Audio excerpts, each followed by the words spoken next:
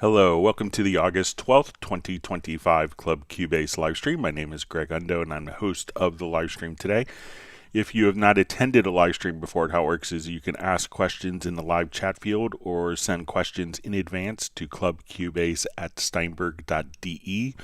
When asking questions, realize that my ability to answer all the questions in real time may soon be eclipsed. When asking a question, we will go through chronologically all the questions that are asked and in order. So if we don't get to your question immediately, we will get to it if it's in the chat field. So if we could avoid asking kind of the same questions over and over again, that would be appreciated. So if that way, it just allows us to go through the discussion quicker. And if when asking a question, if you could specify which version of Cubase it is, so if it's in like the levels of Cubase LE, AI, Elements, Artist, or Pro, or if it's version 12, 13, 14, and which operating system like Mac OS or Windows, that information is helpful.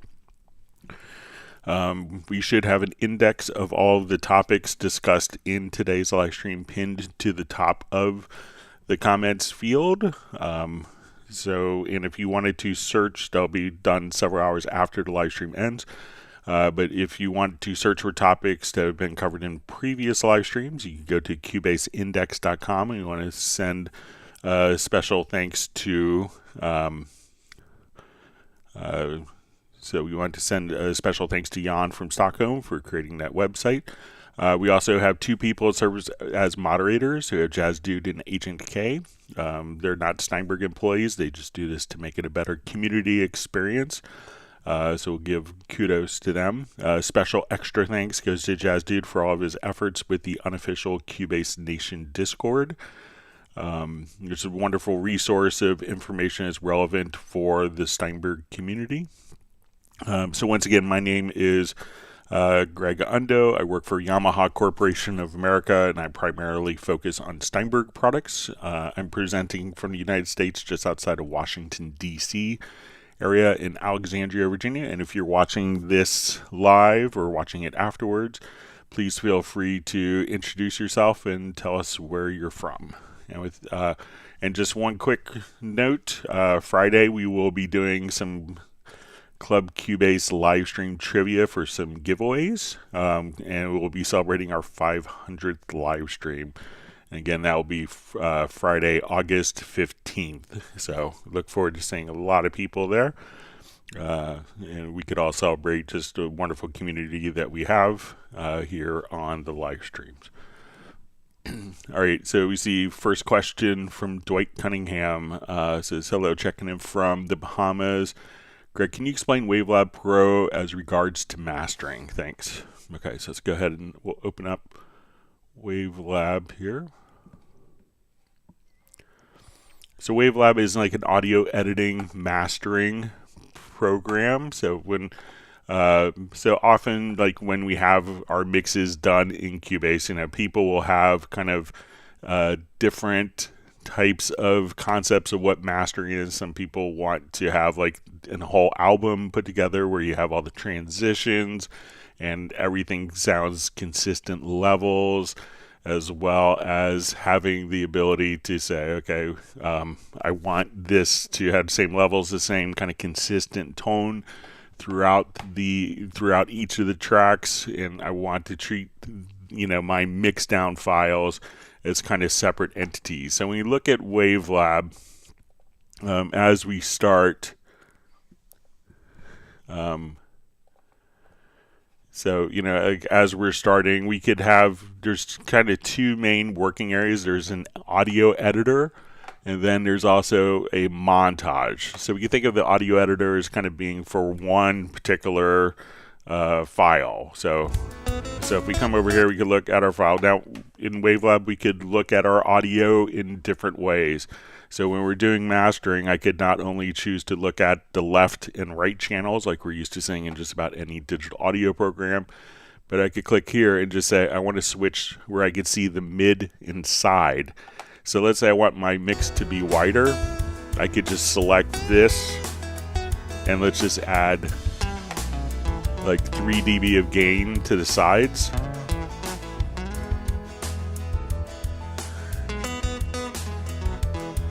So we can edit the sides, so we can do editing on not only the left, right, but the mid side.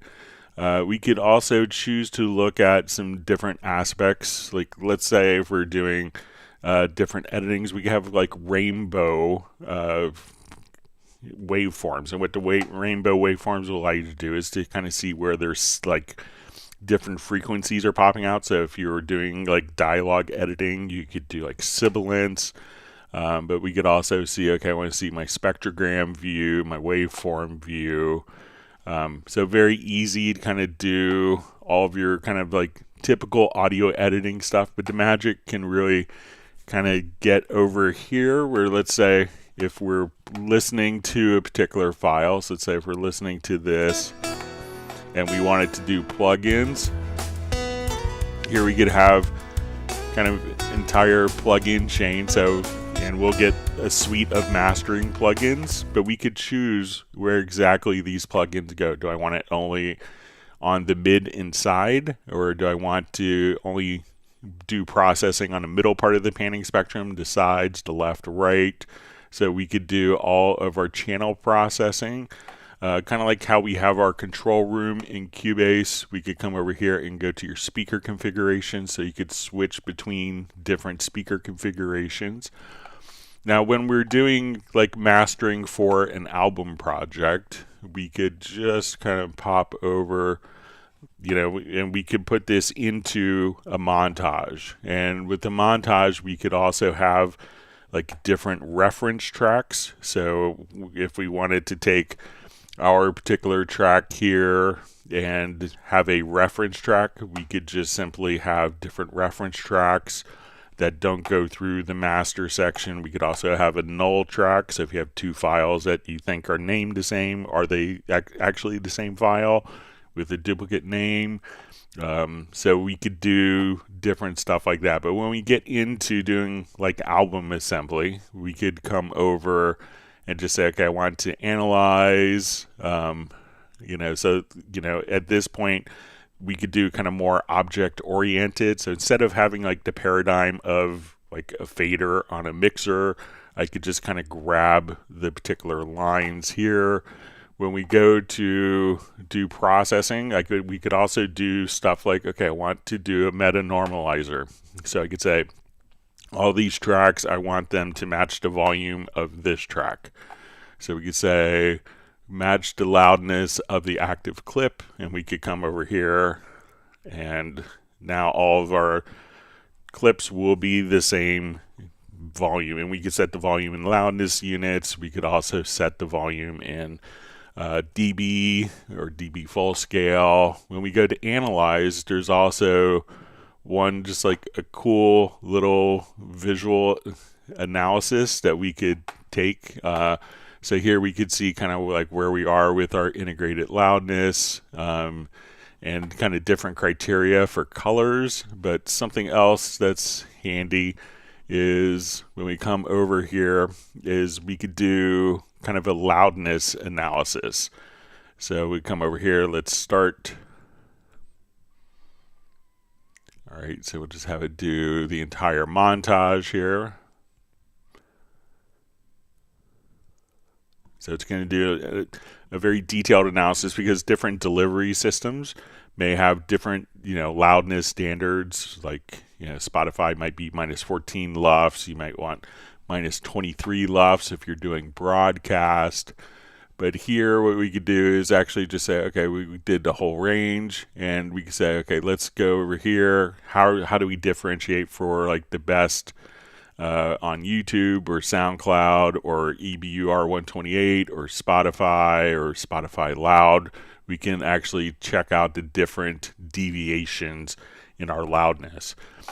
Now, once we go to render files, realize that now we're often rendering multiple files, whether it's a high definition, a high resolution file, or an AAC file for iTunes, or an MP3, or an OGG Vorbis, or a 16-bit 44.1 for CD, that when we go to render, that we could actually have a multi-render. So we could have different kind of presets. So we could say, okay, I want to render to this file format, and we could choose multiple different file formats. So if we just want to kind of come over, we could open up, and save these as particular presets so that we could, render our kind of deliverables into multiple formats all at once without having to do it one by one. So, and if we were still doing like album work, we could come over here and, once we see our particular file, we could just say, okay, we want to come over. Let's go to our album wizard. We'll just come here from our montage, and in our montage, we could just come over here and say, okay, I want this to fade in. I want this amount of space between these. So we can go to our functions. We can go to our album wizard. We'll say apply. And now it's automatically inserted all the PQ codes to make it Redbook compliant for your CD. We could also come over and edit all of your CD text, and your CD metadata can all be incorporated right here. And all of your metadata for doing tagging for different delivery services, you could come over here and have all that information. So when you're actually kind of taking your final project out of Cubase, WaveLab is a great tool for just basically, preparing your tracks for deliverables, and does it in a very a great way. And it's so depending on so if you want your tracks to be a little bit louder, WaveLab is great for you could do that processing in Cubase, but metadata, more analysis options, all those different delivery standards all at once make WaveLab kind of unique for that. So let me know if that's helpful. All right, so we see Augie sending greetings from New York City. Thanks for joining us. Always wonderful to see Tim K joining from Zeist in the Netherlands with his cat Buddy, who's waving hello to all the other pets nearby. We see Terry Gray checking in from Minneapolis. All right, we see Jan from Cubase Index. We see Stefan from Sweden. Always incredible to have Jazz Dude. This perfect attendance. We appreciate all of Jazz Dude's efforts. All right, we see Uno Memento checking in from Finland. Benny, also from Sweden. We see Roland Stuff checking in from a rather hot county of Sussex in the south coast of England. All right.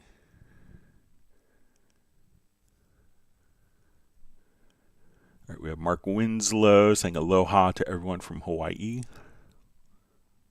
So incredibly beautiful there. All right, we have Rick France checking in from Pacific Northwest. We have Soren from Sweden.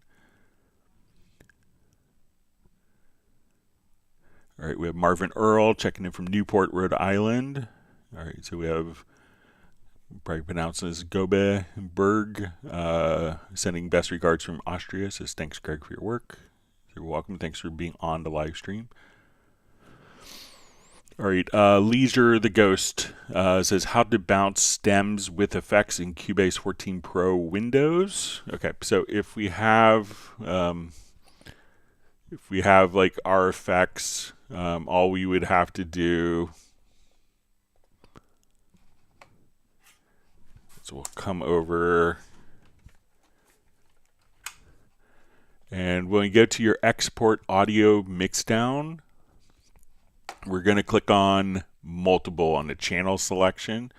So we could come over here and just kind of select all of the virtual instruments, all of the effects. Once we go from single to multiple, we're going to have this effects window becomes available. So we see it's kind of grayed out. It's not available when we're in single, but now that we're in multiple, this would allow us to automatically choose to render all of the files individually as disabled if we want to include the groups and sends, or if we want to also incorporate the master effects into the individual files. So once again, come over here to your file menu to export audio mixdown.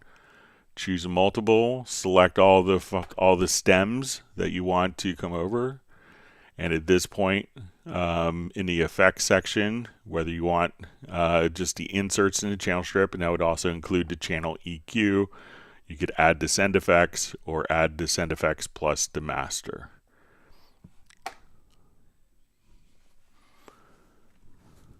All right, we see Dallas LaRue joining from Las Vegas. John Costigan joining from Kenosha, Wisconsin. We have Rick from Bratman Studio. And he's excited for the 500th live stream.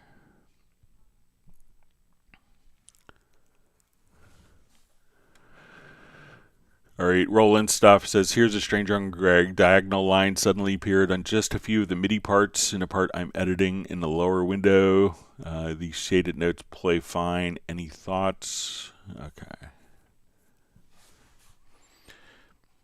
Okay, so let's say if I have this, so if it's on the events, like where we see, just come up with a better visual example here.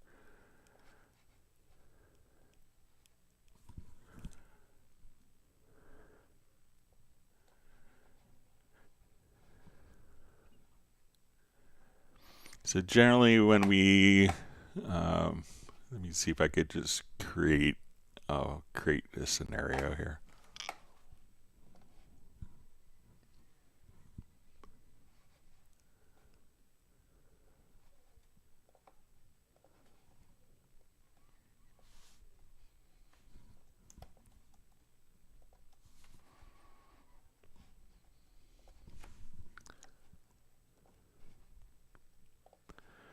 Okay, so let's say I record some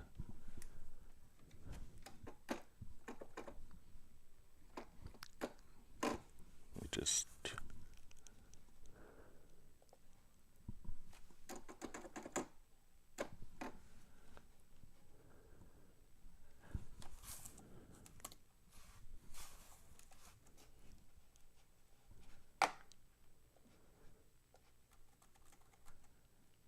okay, so let's see if I can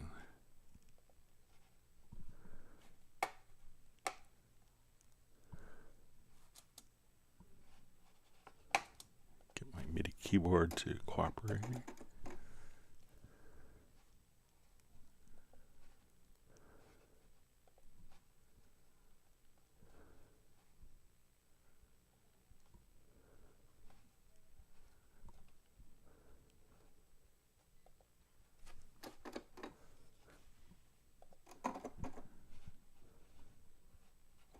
Let's try a new project here real quick. Sorry about that.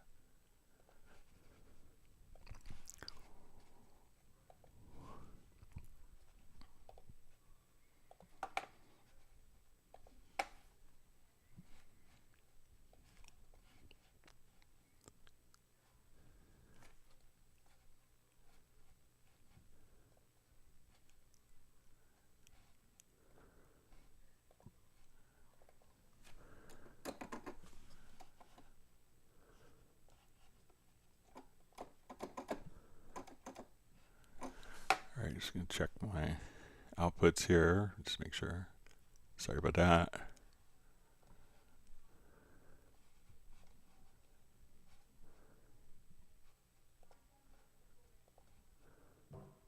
Okay. Operator error. All right, so let's say we want to do just a quick recording here. All right, so now that we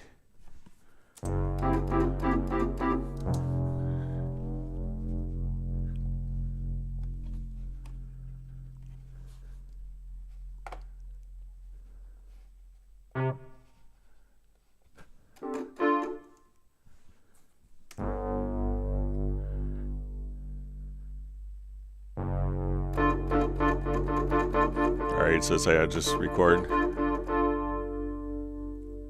and I will record on top of this. All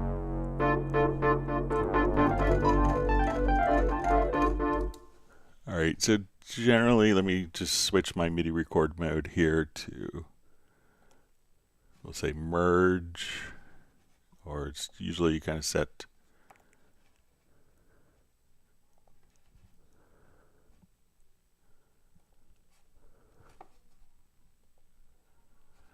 So if you see kind of like diagonal lines kind of on top of each other, so let's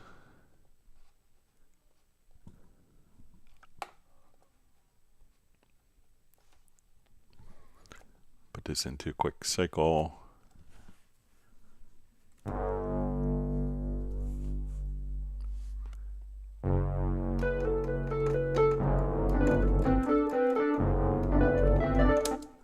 So you may see like diagonal lines here if you know, if the parts are kind of stacked on top of each other. But if it's in the audio event, you know, one thing to kind of check is to see if we have like the note expression data on. So if we look at it, you may notice like if we have like note expression info on our lines, that you may see kind of like little vertical lines here. So make sure that you don't have, try to come over and turn this off. We can see that when we go for note expression, that the appearance will change. So when you show the note expression data, so if it's on to part, it's probably indicating that those events are kind of stacked on top of each other. So not sure what is sending my low MIDI note there. So, and if it's in the editor, just make sure there's this little icon here for show the note expression editor, and see if that is kind of what you're seeing. All right, so you see Vince from Winnipeg is watching from his cell phone today. He's going home to his studio this afternoon. You see Tim Weinheimer from Mission Viejo. All right, Millard Brown is saying hello to everyone from a glorious Pennsylvania, the Commonwealth of Pennsylvania.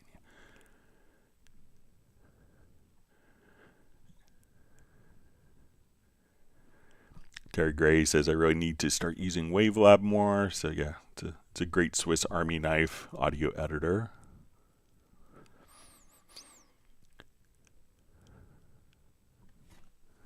All right, so we see from HGem77, hi Greg, greetings from Germany. Can you please show me in Cubase 14 how I can correctly set up the preview function in MediaBay? I want to use a control room at the same time, for me preview only.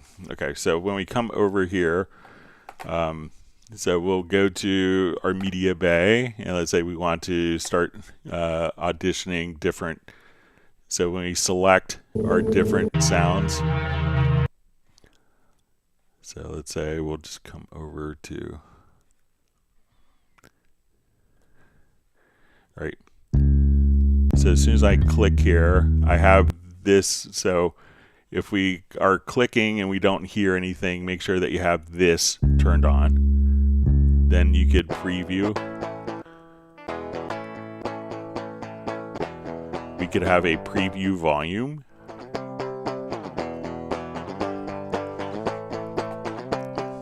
Now let's say our tempo is at 120. If I click on this particular icon, this would audition a loop in the tempo of our project. So let's say if I change this to 160.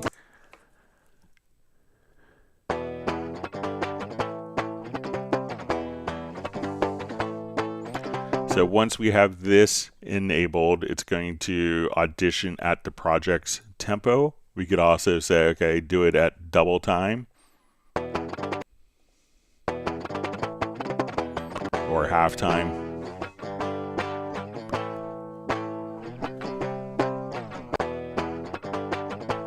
And then if we have tape machine mode, as we slow down,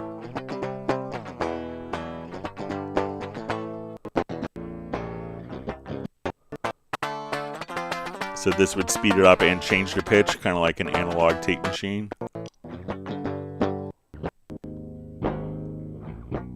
like doing very speed.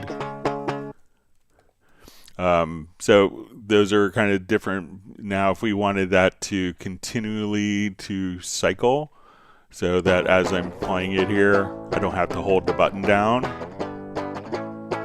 Gets to the end, it'll just kind of keep looping. And we also have the ability to link this for like material that's going to be kind of tonally based, that has kind of like a tonal center. And if we have our key set here, so let's say we have our project root key. So let's say I want my project root key to be in D. When I turn this on, it will now automatically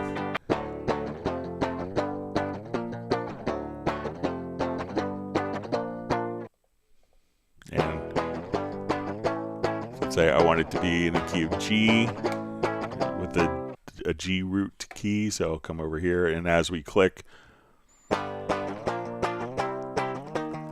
that will automatically kind of follow that particular root key. And this is all because, you know, we think about it, these files aren't in the project yet, so they haven't been assigned to a particular track with track routing. And then the audio here is going to be coming directly through the control room because it really doesn't kind of have a home.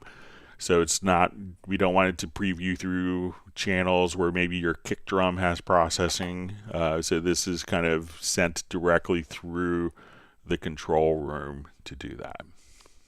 So let me know if that's helpful for you.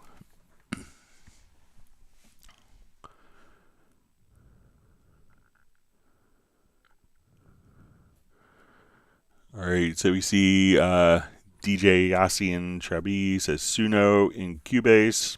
I think they're separate programs. So we don't have any Suno capabilities. No.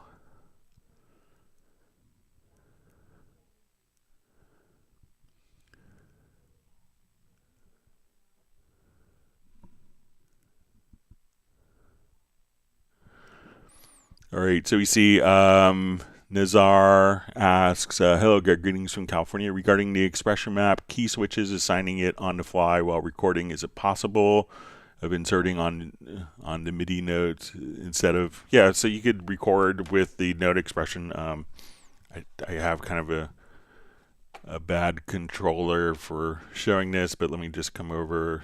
Let's just add an instrument track here.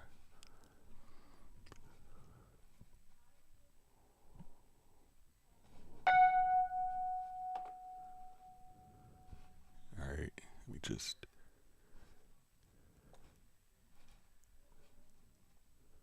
see if I could change one thing here.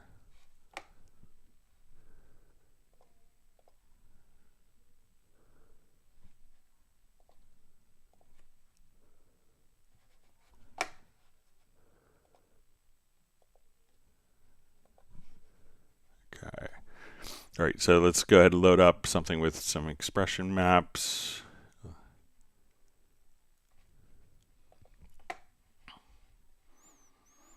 All right, so let's say we'll do basses here. All right, so when you play.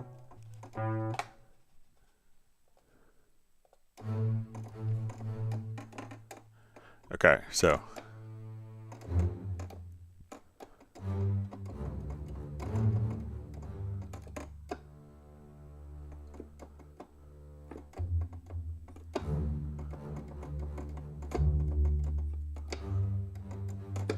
All right, so let's go ahead and just record.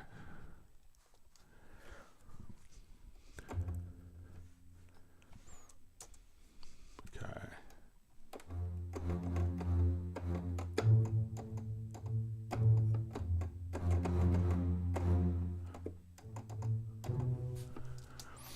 All right.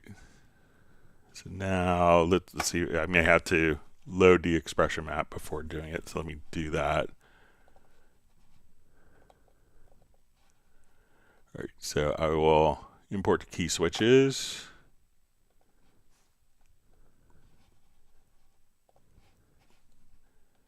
So let's go ahead and try recording.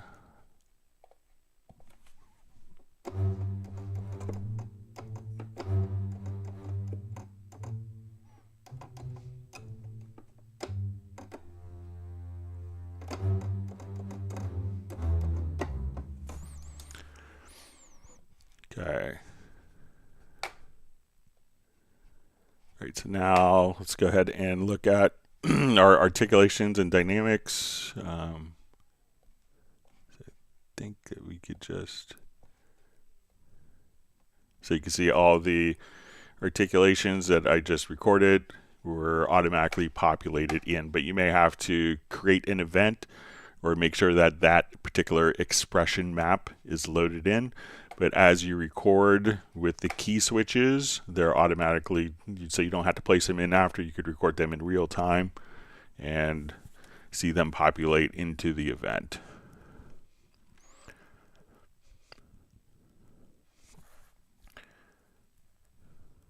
Okay. Jazz Dude is mentioning the Steinberg summer deals, so check that out. Some great deals on instruments. All right, so we see Marlboro. It says, hey Greg, hi, is from Romania. Does the drum pattern mode can be routed to separate outputs? I'm trying to switch from battery A.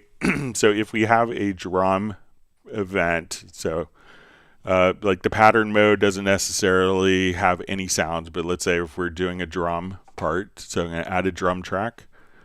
We will come over, we'll send it to our pattern event. I will load up just a quick preset.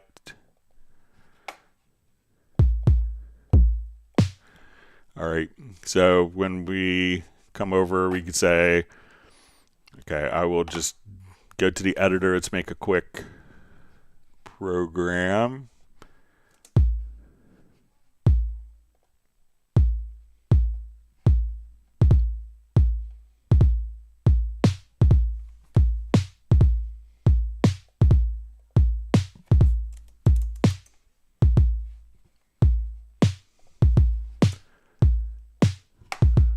So let's come over here.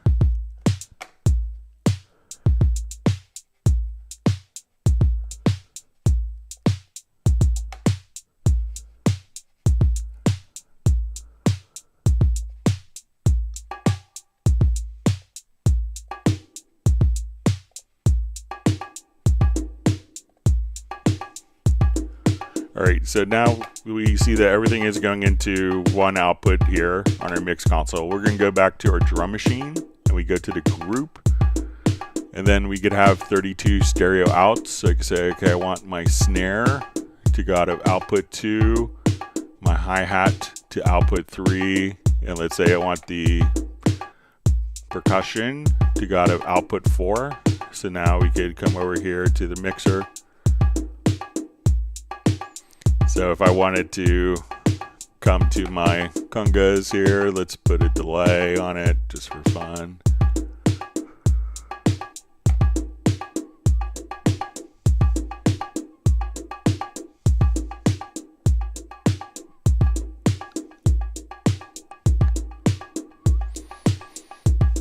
And if I want to take my reverb and put a reverb on a snare,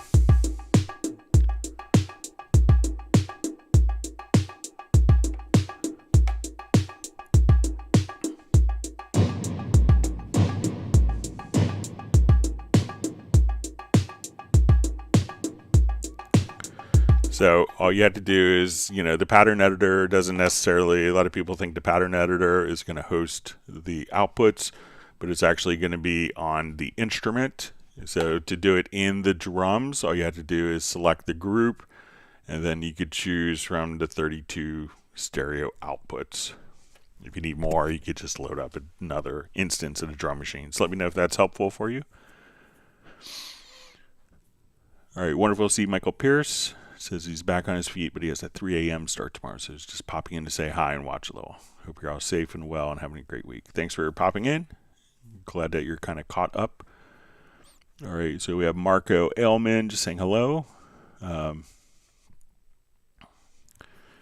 Okay, Gregory Malik says, I purchased a new computer. The old PC uses the dongle. Explain how to license Cubase on my new computer. So if you're, if you're running a version that still requires the USB e-licenser, you could just simply connect it into your new computer. If you're running versions 12, 13, or 14, that had moved to the Steinberg licensing. So if you go to once you install Cubase 12, 13, or 14, you will see something called the Steinberg Activation Manager. So if you're on 12, 13, or 14, we can just simply come over to your Activation Manager. You would log in with your My Steinberg credentials, and then you could just simply activate your particular, activate your license directly from here. So you just say, okay, activate the license. So, and if it's on your USB e-licenser, if you are already using that e-licenser, it's probably already activated. You don't need to activate it. So you would just move that USB e-licenser, and that's going to be for Cubase 11 through SX1 would use the USB e-licenser. So let me know if that's helpful for you and which exact version that you're installing. All right, so we see Marco Elman just says recently got Cubase 14 Artist from using FL Studio, and I'm loving it so far. That's great. Welcome to the community, and we're here to help you along your Cubase journey. So, yeah, thanks for being here today.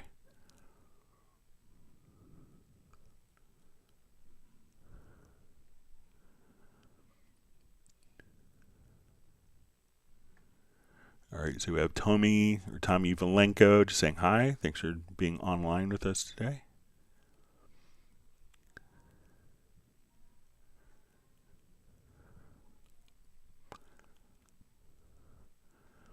Okay, Zephaniah just says, hey Greg, what is the best Mac desktop to use for Cubase Pro 13? So I think probably the Mac Studio, I think. So I'm currently running a G4 with 64 gigs of RAM, like a MacBook Pro.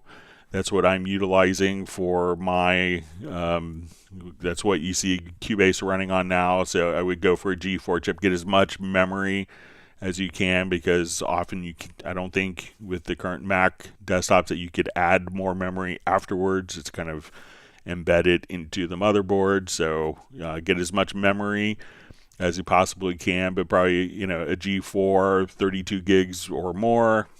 And you would probably need more memory if you're doing more orchestral work with sample libraries. If you're just doing kind of like a lot of audio samples, you might be able to get by with less memory. All right, so we see the artist known as Love. It says he's hoping that everyone's doing great, and he's hit the like button.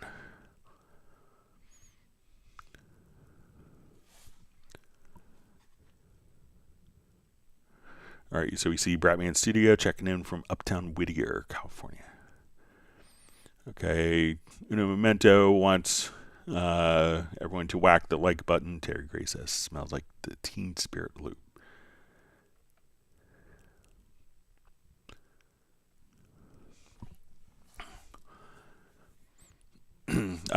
So we see question, can I layer drums on drum track?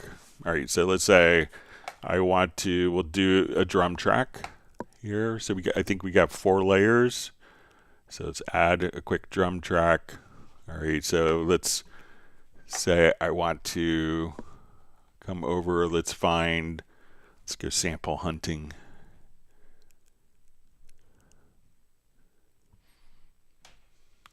Okay, so we'll just say, okay, let's come over here to kick.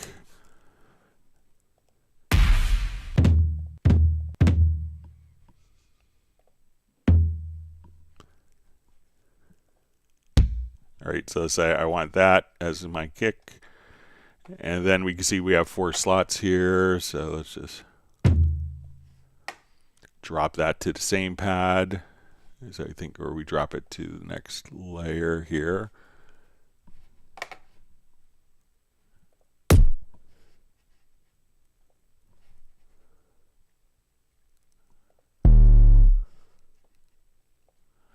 All right, and now,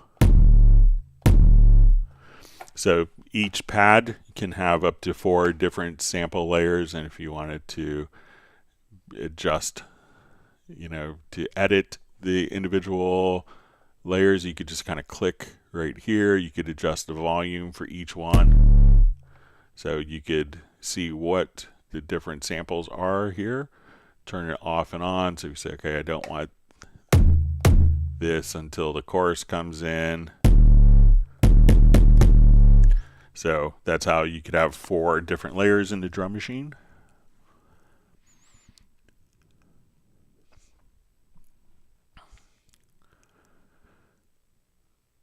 All right, so we see John Costigan impressing Jan with his Swedish writing. Well done, John. All right, Rashab Saxena asks, Studio Rack by Waves lets you stack multiple parallel chains in one place, avoid needing multiple send channels. Great for sound design. I wish we could get similar in Cubase. Ableton Effect Rack does this. So yeah, I passed it along. I know you suggested it, you know, a couple, maybe about a month or so ago.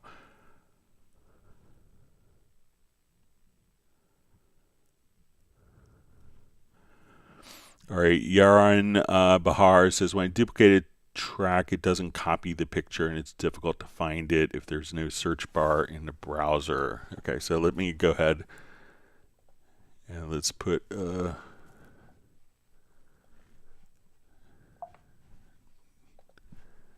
so I'm going to duplicate this particular track.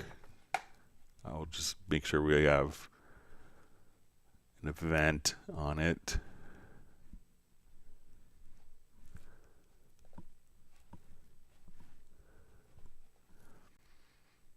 Okay, and we'll just drag.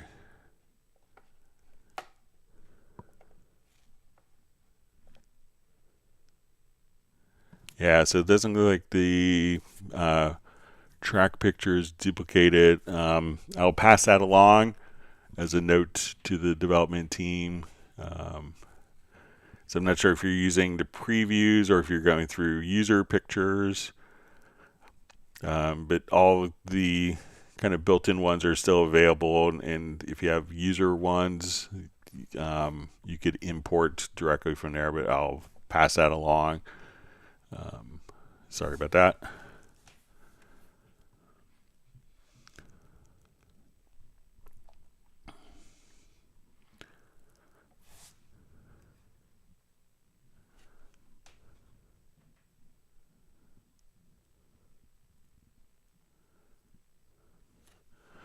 All right, so we have Rob Schmedeke from Tarpon Springs says, I think the reason my groove agent will not follow my tempo track is because I picked the wrong multiplier. When I detected tempo, every sample is double time.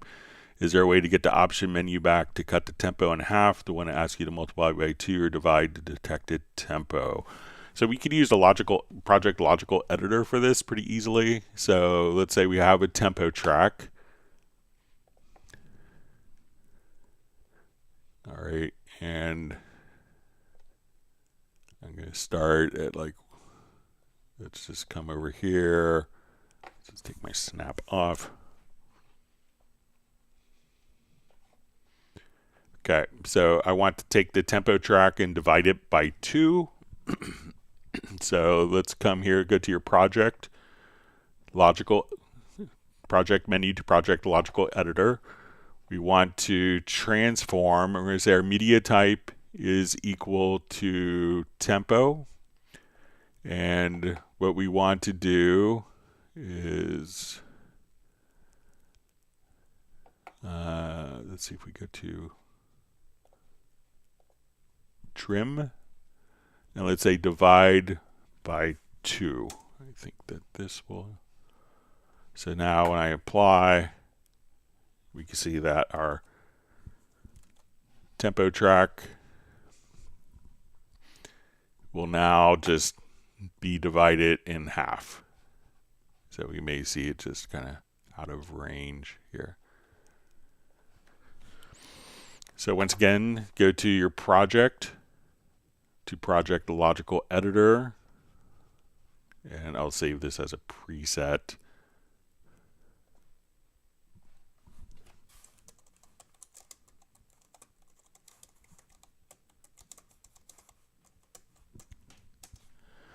We want to say media type is equal to tempo. We're going to trim and choose divide by 2. So now we could just come right over here, do that, and your tempo is now set to half, so you don't have to redetect it. So let me know if that helps, Rob.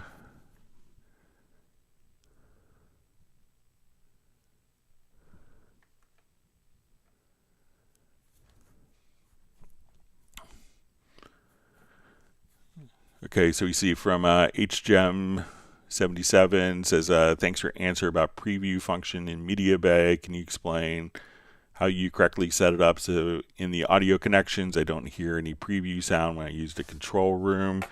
So one thing that often happens, make sure that that the volume is up here. So some people will do previewing and the volume is down. And it could also be, so if you get to your audio connections, if you have, your outputs configured here, it could be that you could right click on these outputs. So let's see if these are not connected. If you right click on the output, try to uncheck set stereo as main mix, and then make sure that you have in the monitors, and that the monitor in the control room, when you come over here, that you have the correct control room monitor choice going right there. But try going to audio connections, outputs, right click, and see if you could uncheck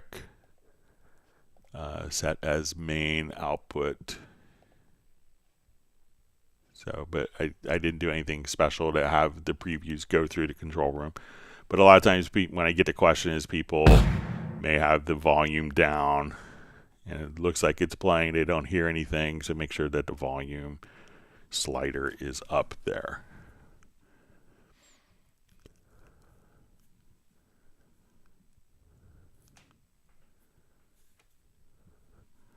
All right, so we see Russ says, hey Greg, no questions today, but wanted to say thanks for doing these streams. They are a fantastic resource. So glad it's helpful for people. We spend a lot of time doing these and always grateful to be able to help people. All right, we have Recyclop checking in from Finland.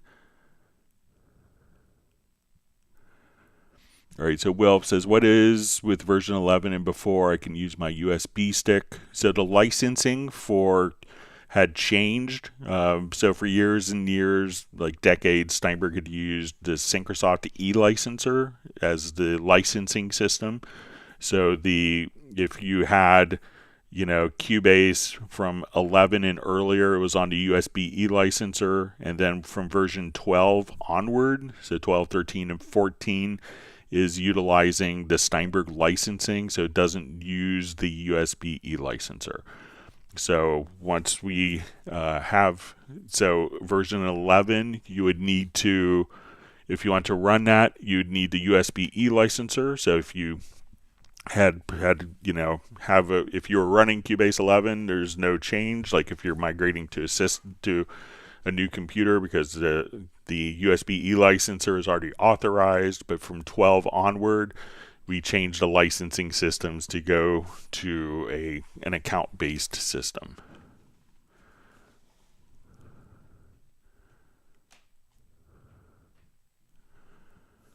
All right, so we see Marlboro Zero says, very helpful. Thank you. Have a great week. There's some delay between the stream and my writing. It's considerable, but thanks anyway. So no problem.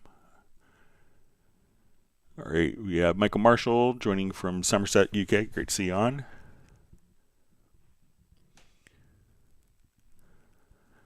All right, so we see from Wilf, says it was told to me that previous to Cubase 13 cannot go back after update to 14. So if you have Cubase 14, the Cubase 14 license works with Cubase 13 and Cubase 12. If you have Cubase 13, there's no, and if you didn't have Cubase 11, you can't install Cubase 11 if you started your kind of Steinberg journey on Cubase 12, 13, or 14. So, but if you have 13 or 14, you could go back on, to those particular versions, and kind of the logic and thinking behind it is that, if you are starting as a new user at version 12, 13, or 14, that, you probably don't need to open up 11 if you never owned it. So if you do have a license to Cubase, like 12, 13, or 14 on a new licensing system, and you update it from your USB E-licenser, the USB E-licenser would work for previous versions. But if you never owned those particular versions, then at that point, it doesn't really make sense for you to have access to something you never really had. The file formats, from, Cubase SX1 will still open in Cubase 14. So the programs are fine. It's just the licensing to open up the program may be affected.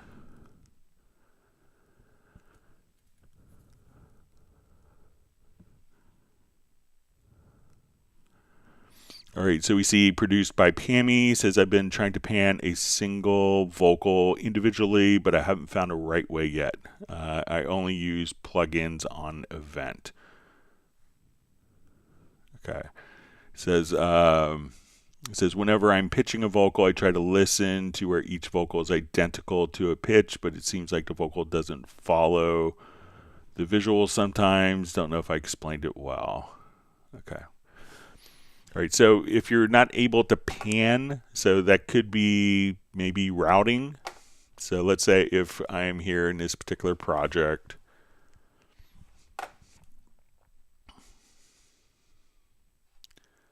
Okay. So let's take our vocal here. All right.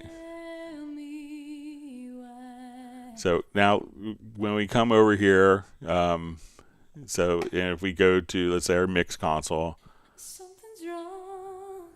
We can't go on. So we could just kind of see the panning adjustment here. Make this a little taller. How can I feel you? Now, if this track is routed to a group or a bus, so let's say if we route it to a group and this group is set to mono configuration, so now when I do that, this is being sent to the group. You may not hear the change because the panning can actually take place in the particular. So if you don't really hear the panning, it could be just because this particular routing for the vocal track is, only going, let's say, to group 2. So, and if that's a mono bus, we don't see panning because its destination has the panning, not the source. So, but if this is going to our stereo out, we can still see our panning adjusted here. All right, so that's maybe with the panning. So make sure that the destination isn't mono. So if it's going to a mono output or a mono bus, then the panning disappears. But if this is going to a stereo output, then you have the panning options. All right, now the second question. Whenever pitching a vocal, I try to listen to where each vocal is identical to a pitch, but it seems like the vocal doesn't follow the visual sometimes. Don't know if I explained it well. So if you're doing the pitching, I'm not sure if you're using VariAudio for that, but when we come over here, we could just, if you double click, we could go into the sample editor. And if we go to the VariAudio tab, we could activate VariAudio. We could take it to a bigger screen by clicking on this arrow here. And now we could just activate VariAudio. All right, so we'll just come here, activate the VariAudio. And as we do this and we listen, so let's say if I move this pitch here, we can see that that's probably. So, and if we want, so we can see that this kind of aligns visually to, what's going on. So let's say we're just going to do some quick correction there. How can I feel you? How can I see you when you're running high from the light? Be someone tonight. So let me know if you're utilizing the VariAudio for that, because it seems, and make sure that you have the correct event. So sometimes if you have multiple takes that are kind of stacked on top of each other. You know, like if you have multiple events, make sure that it's that you know, double click on the event to start the editing that you see, because if there's underlying events, you may see underlying events if you have multiple parts that are recorded on top of each other. So let me know if that's helpful for you. Produced by Pammy.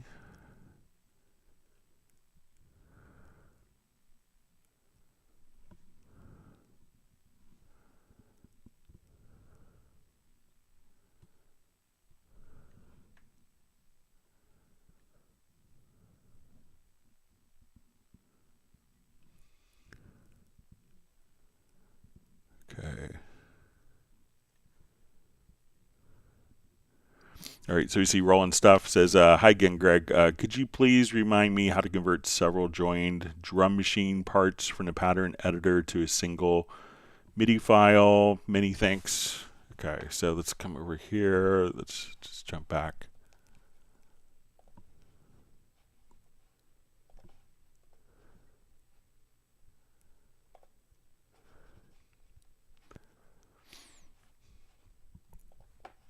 Okay, so let's activate this project.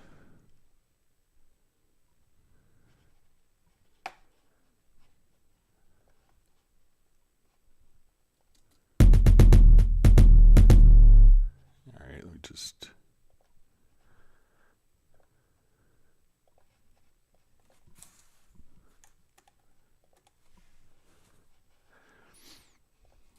All right, so let's come here to the editor. All right, so let's come over here. Let's say, okay, let's duplicate the pattern here, and I'll just take these out.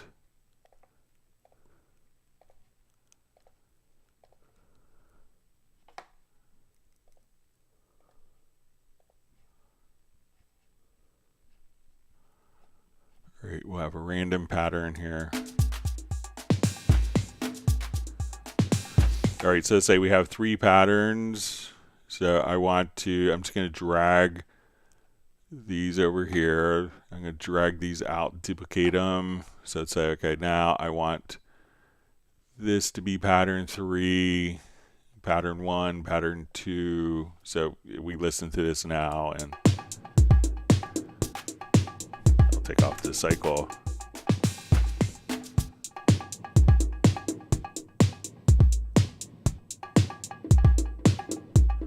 Okay, so let's say we have all of these. So I think if we go, might be just I think that there's a, let's see if there's, I think there's a key command maybe. So we could, so I'm just make sure I'm reading it right. Convert several joined drum machine parts from the pattern editor to a single MIDI file. Okay, so let's see if we select these. So now we could, so now that they are selected, so I'm going to select these, and we'll say convert pattern event to MIDI part. And now we could just simply glue those together. Let me see, I think there might be a keyboard shortcut for that. Let me just take a look.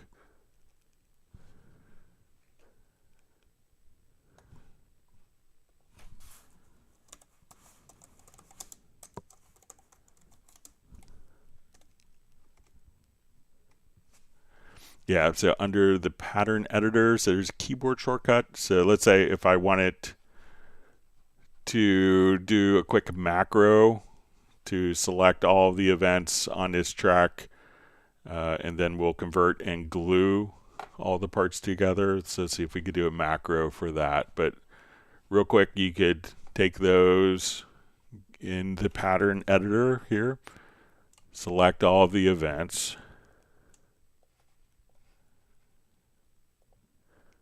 convert pattern to MIDI part, and then glue.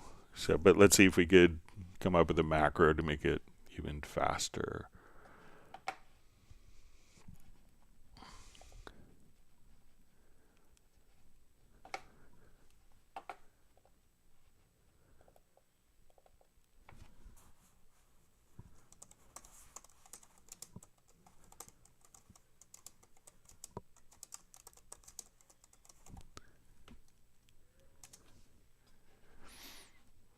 Okay, so we'll select all on tracks,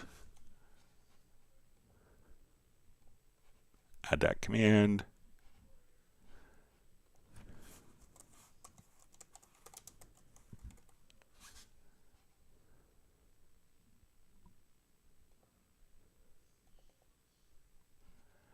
Add that command, and let's glue. All right, so if I did this and right, so I'm just going to select this particular event here. We'll come over here to run macro, and now it's all one happy MIDI part. So if you want to make a macro, you could just say edit, select all on tracks, pattern editor, convert pattern event to MIDI part, and then edit glue. So if you have like patterns and you want those all converted and you don't want to have to do it manually, you could kind of make the macro once and then just kind of cheat and have your new MIDI part automatically carried over. So let me know if that's helpful for you. All right, so we have Danny B just saying, hey man. So Michael Pierce just says, oh, not play with the drum machine yet. Can you play with the polarity invert as well within it? That looks like a really quick fix when I need urgent drums. So I don't think that there's polarity inversion in the drum machine, but let's take a quick look. Yeah, I don't think that it's an option.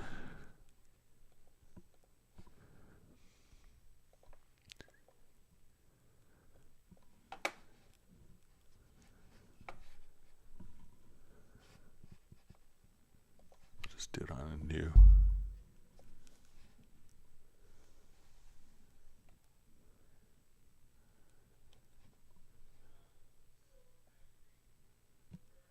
Yeah, we can reverse the sample.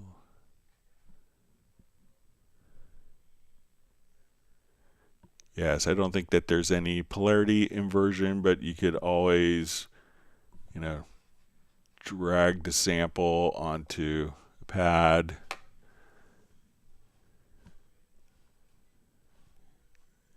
And go to your audio and invert the polarity and drag it on like that.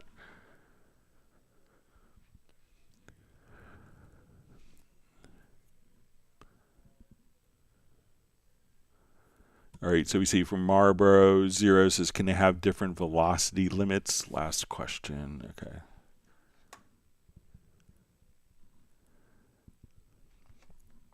Okay, let me just refer back to, is there a way to, all right, so I see the last question was about some delay between the stream my writing. It's considerable, but thanks anyway. So let me see if I could go back and find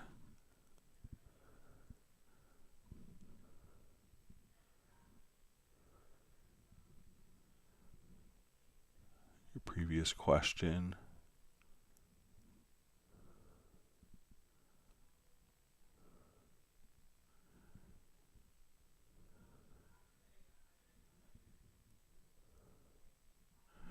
So I don't see the previous question in the chat field.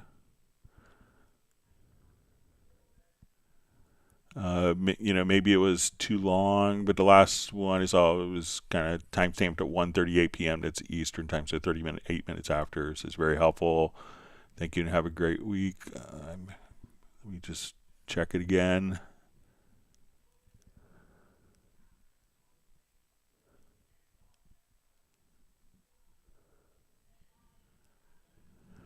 Yeah, I don't see the question. So maybe if you could ask the question again, or if someone else sees it, that they could repost the question. Sorry about that. It's referring to the velocity limit.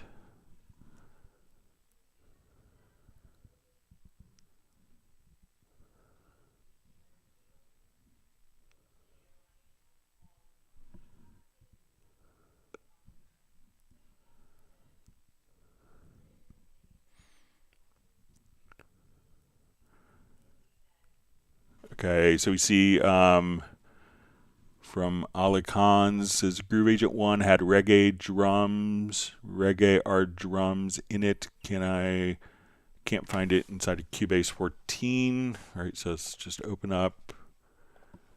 So it's probably going to be in Groove Agent. So let's do Groove Agent SE.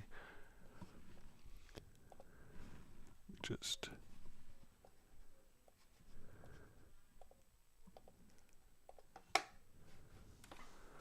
all right, so you can, you know, as part of it, so Groove Agent 1 kits here. So I see a Raga house kit. Let me know if that's like, you know, the exact, you know, but I have all of the, these are all of the Groove Agent 1 is kind of coming in its own category, and it's part of the Groove Agent download. So if we come over here, we could just say, okay, I just want to. So there's the Raga kit, but let me know if that's the exact name of the, but if you look inside, when you have your Groove Agent, you see like the Groove Agent 1 library. So, you know, that's going back to, you know, Cubase 4. But if you look at the Groove Agent 1 library, these are all the different kits from Groove Agent 1 that are in there. I always like the Maple Kit CD for kind of acoustic set myself. But let me know if that's the exact name or if it's, you know, so, but that's where any of the Groove Agent 1 kits would show up. Michael Pierce just says also he likes the idea of urgent drums with the drum machine. All right, so Luke asked, I unfortunately purchased a Cubase Elements program. I was able to get a full refund for it. I just told Cubase I couldn't use my Arturia MiniLab Mark III with Cubase Elements program. So you should be able, so, you know, if you're using the Arturia MiniLab as a, you know, as a controller, you should be able to use that as a controller in the VST plugins inside of Cubase Elements as well. So, you know, you could use any MIDI controller for Cubase Elements or Artist or Pro versions. All right, so we see Rashab Saxena says, thanks a lot, Greg, for passing on my request. Cubase and Greg are the best. I just try to help out people. All right, Cabello Playmaster. Hi, it's my first time here. I'm from South Africa. Welcome to the live stream, and we hope to see you on many more.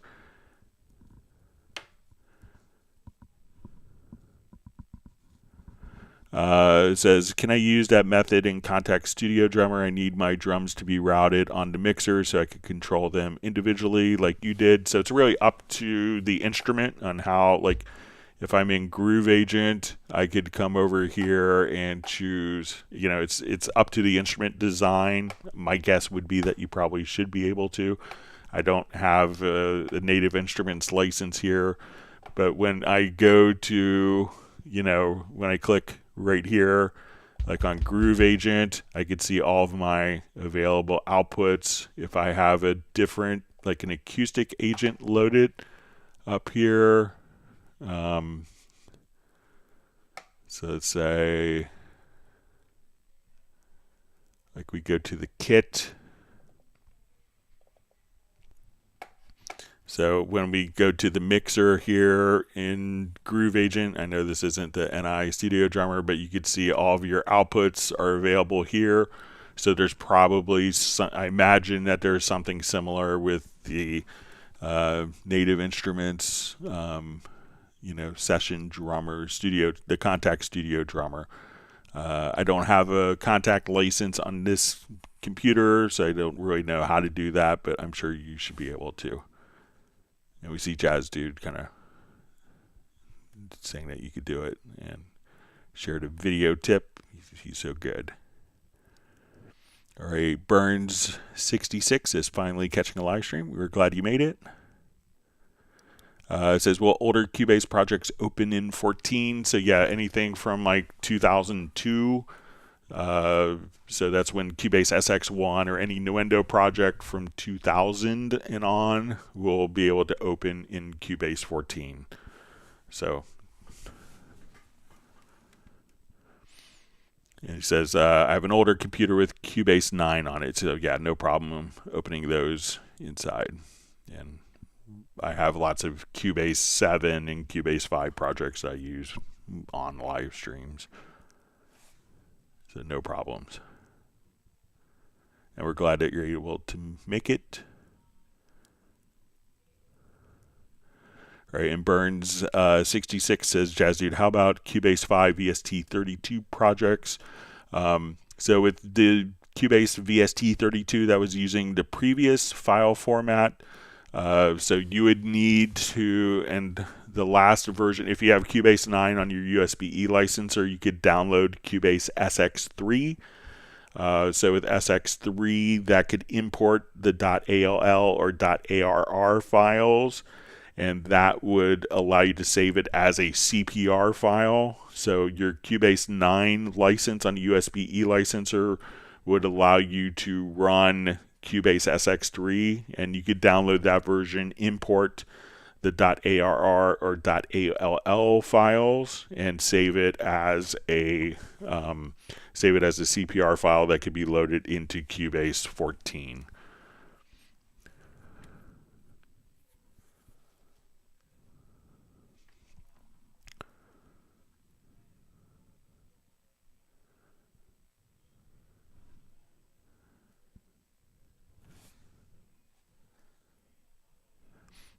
And we see Jazz Dude kind of commenting about so before Cubase had kind of gone onto the Nuendo code base, that version was called Cubase 5 VST32 because we could record 32-bit floating point audio at the time. So, and that was kind of an earlier file version. Now, as Jazz Dude had mentioned, like that was using 32-bit plugins. I think Cubase 4 was when we introduced the 64-bit capabilities in Cubase.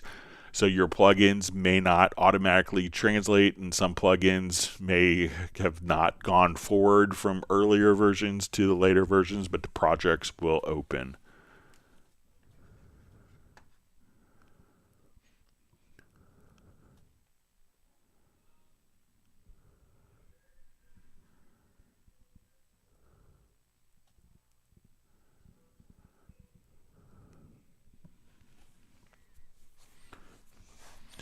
All right, so we see from Gulf Coast, Florida Man, I could use some help setting up MIDI with a JDXI. I can get to work as an instrument MIDI controller, and I have it send data, but when data is sent to add MIDI instead of add instrument, I get nada. All right, so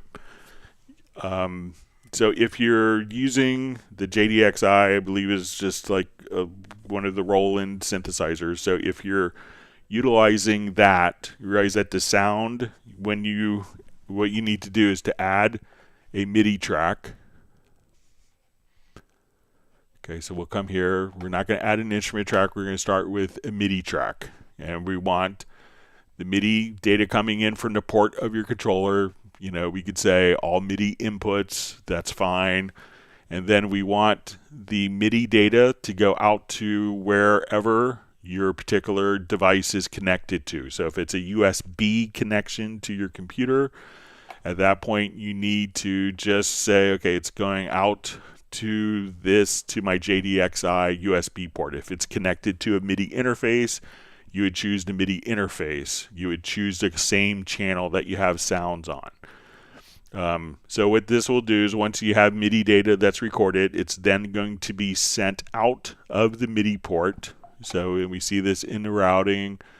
So we'll add this track. So it's coming in on any of the MIDI inputs, and then the output is going to be routed back to your JDXI. Now, your JDXI is generating the tone. All right, so that's making the sounds from the MIDI that's coming into it. Now, you have to make sure that you accommodate the audio outputs of that. So is it Is the audio outputs going into a mixer? Is it going into your audio interface? Is it going into speakers or headphones? So the MIDI is going to be sent out back to the JDXI, and that's going to generate the sounds. With VST instruments, the software is generating all the sounds, but when we send MIDI out to the synthesizer, to the JDXI is generating the sounds. It's independent of Cubase, the audio coming out. So if you have a lot of keyboards, people get mixers. Like, the popular mixers in the day, if you had lots of external MIDI gear, was the Mackie 3204, because that gave you 16 stereo inputs, and you could chain 2 of them together. So you have 64 inputs in like 12 rack spaces. So, or if your audio interface is, if you're expecting it to hear from your audio interface, you would need to take the analog or digital outputs and audio output from the keyboard, and you could add it as an external effect and connect it to 2 inputs of your audio interface. And if you've done that and said, okay, my JDXI is going into, let's say, it's going into, the audio outs are going into inputs 3 and 4 of my audio interface.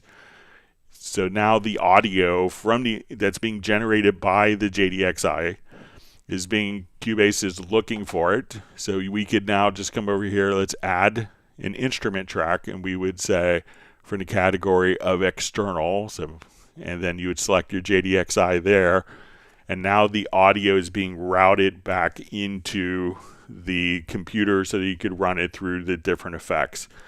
This is why kind of VST instruments are so popular, that you don't have to route the audio from the instruments back into the program. It's all done internally. So if you're not hearing anything, if you could let us know how you have the audio outputs of your JDXI, because it's not going to come through your Cubase audio interface until it's connected to inputs and configured as an external instrument.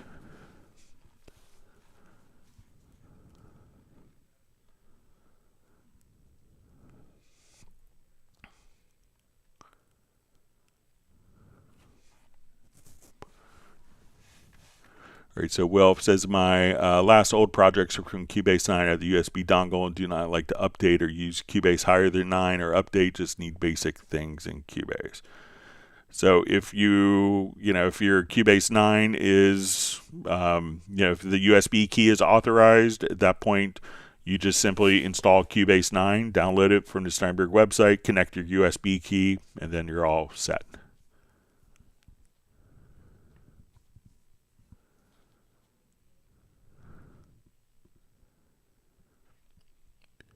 All right, so we see produced by Pammy says, thanks for the answer, Greg. So you're welcome. Thanks for being on the live stream.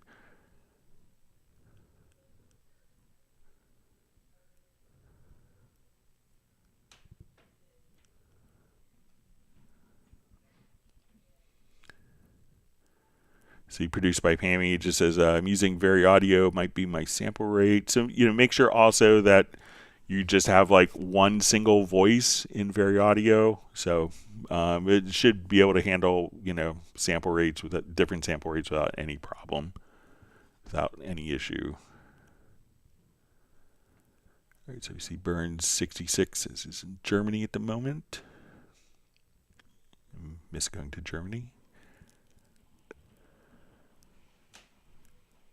He's in northern Bavaria. It's a part of Germany I haven't been to. Always wanted to go.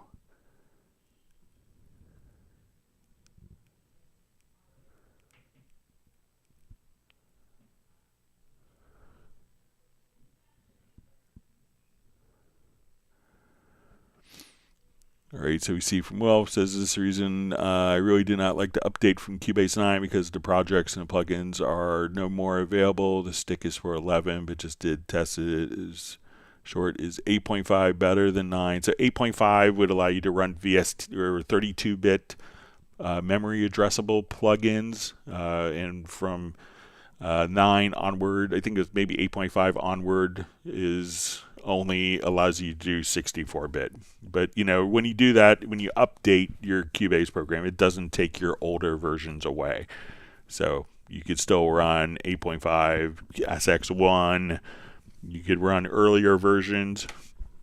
So when you do an update, it doesn't erase the license for your older system.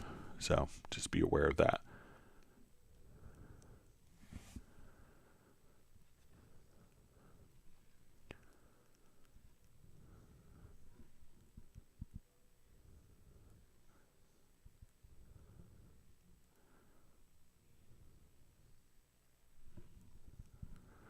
All right, so we see from Gray says, "Hi Greg, John here from Dordrecht in the Netherlands. Scrolling from left to right won't work in Cubase 14 Pro, or might make me the only one with the problem."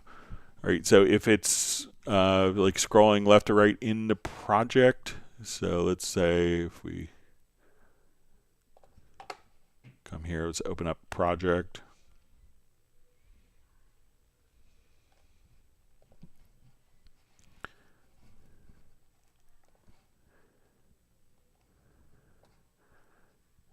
So here, if you hold down the shift key with the mouse scroll wheel, we could scroll left to right. If we don't hold down the shift key, we scroll vertically, but to scroll horizontally, just use the scroll wheel to zoom left to right. And also, if you're in the mix console, we could just go to the bottom of the mix console and use your mouse scroll wheel there.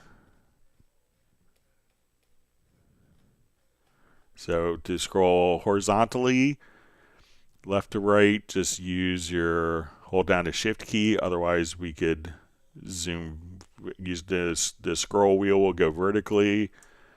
Shift key will go horizontal. If we want to zoom vertically, we can hold down the Control plus Shift. And if we want to zoom, so if we hold down, so we could just kind of navigate just like that. So let me know if that's what you mean. Okay, and it says, "Great, I met in the mixer." So the lower zone mixer doesn't scroll when we do this, so you have to go to the bottom. If you're in the full screen mixer, that kind of works just by doing that. But in the lower zone mixer, the scroll doesn't work, so you'd have to go to the bottom. I mentioned that again to them. It'd be nice to have consistent behavior with that.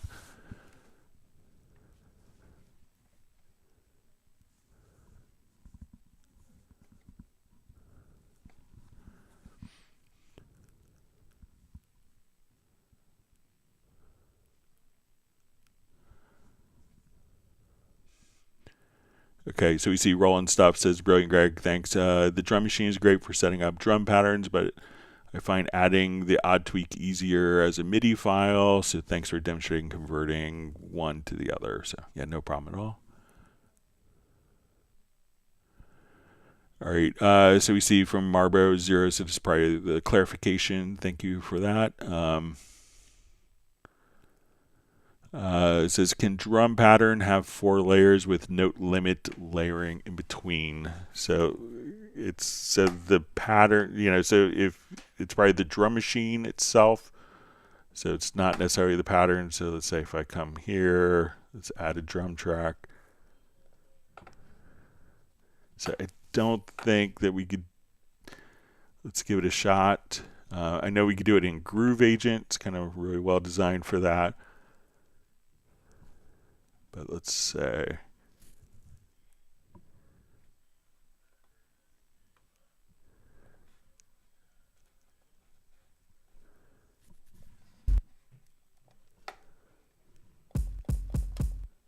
all right, so let's come over here.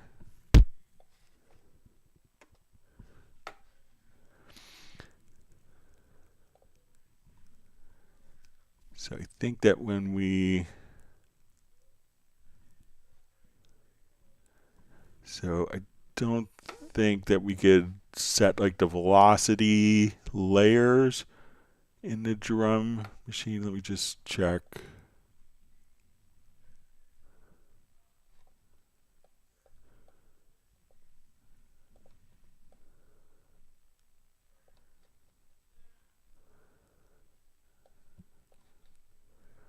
But if you're utilizing Groove Agent, I'll show you how to do that.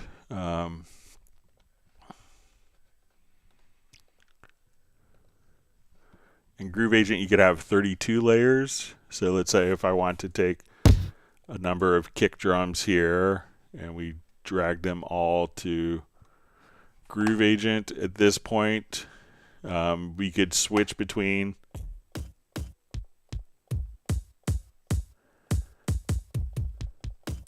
our different sounds, and we could see that they're kind of broken down. They're divided evenly between the layers, but you could just adjust and tweak these. So if you want to adjust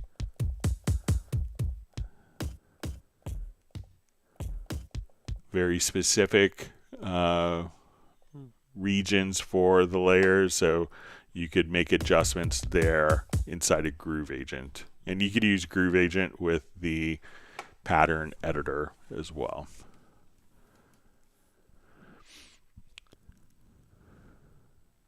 All right, so we see Alatkins just says it had rhythms in it. Also, this is reggae drums in Groove Agent 1. So I'll be happy to kind of take a look at older versions and see if those are. But when we go to, Groove Agent 1, so let's just pop over here to our VST instruments, and let's say we go to Groove Agent SE, and we go to, this is all of there were different like expansion kits that were available, but when we want to see all the Groove Agent ones, the factory sounds, those are all, let me just,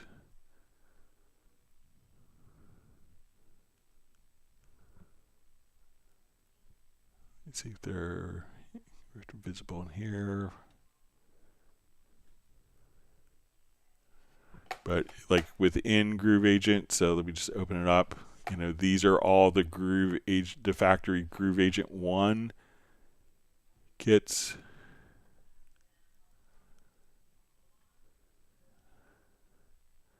But if you want to email me at clubcubase@steinberg.de, I'd be happy to kind of take a look to see if I have those kits available, but they are able to be loaded directly into Groove Agent SE if they are available. But these were like the kits that I was aware of that came factory with Groove Agent 1 in Cubase.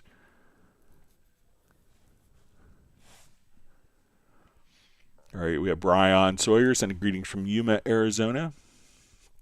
And we see Mark Rabin checking in from Montana. Everyone give Mark Rabin's dog Stella a big woof.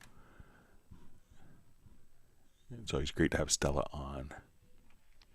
All right, so Wilf says, will my Atari ST Cubase project still run? So if you convert those, if you get them on if you have them on a hard drive or a way to get those to a PC, you could just simply, open those files.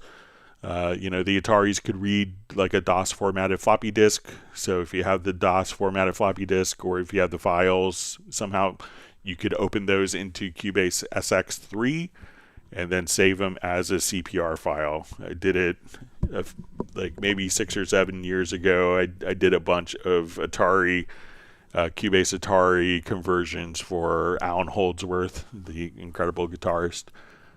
So he still had a great Atari system set up.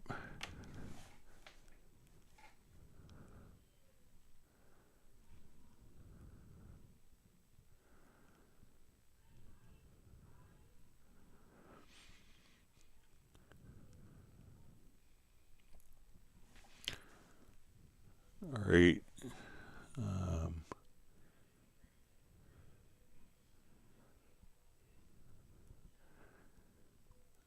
All right, so we see a question from Mark Rabin. The Jazz Dude says, regarding the above versions of Cubase, do you need a key for older versions, or can I tell clients to record in 12, etc.?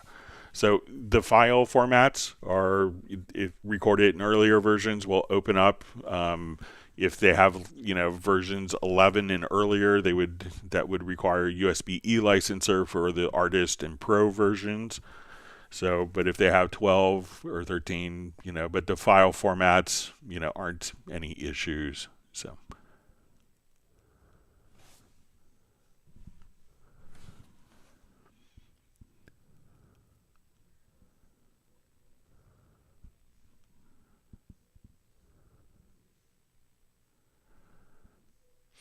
All right, so you see Gulf Coast, Florida man says, thank you, I'm new to Cubase, and this will help me as a reference. I don't have an audio or MIDI interface. Yeah, so if you, connect headphones to your JDXI, I think that's, I'll just make sure that's the right one. But if you connect, keyboards, headphones to your JDXI, you should hear it. So you'll kind of go 90s MIDI sequencing style.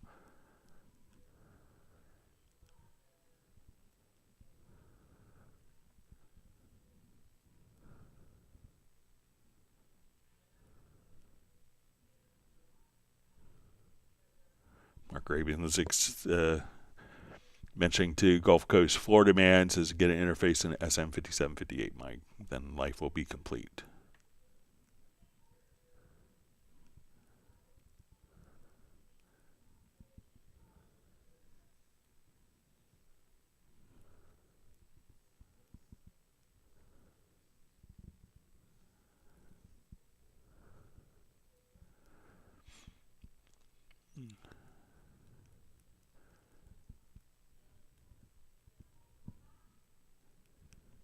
All right.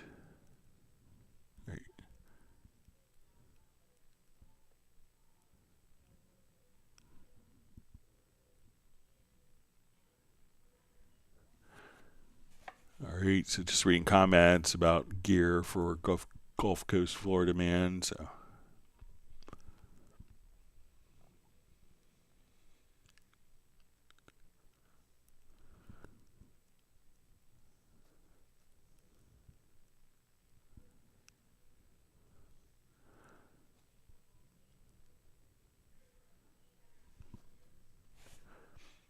All right.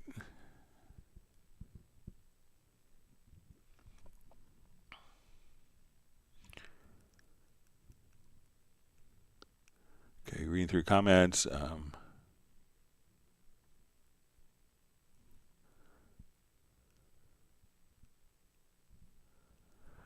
Okay, so we're just seeing from Grays, who's asking about the mixing question. It says we can scroll, but we won't see other channels that are out of sight. So, if we have, let's say in this project, if we come over here to our mix console, I'll just add a bunch of tracks here.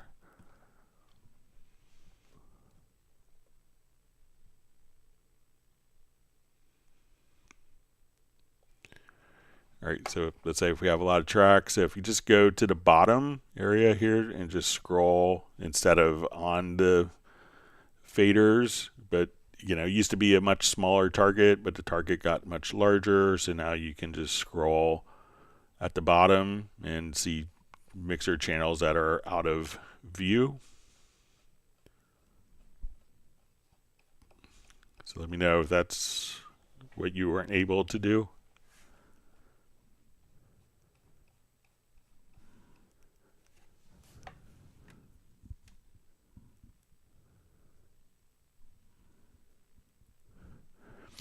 All right, so we're just seeing some discussion about the Gulf Coast, Florida man maybe getting a MIDI interface and a audio interface.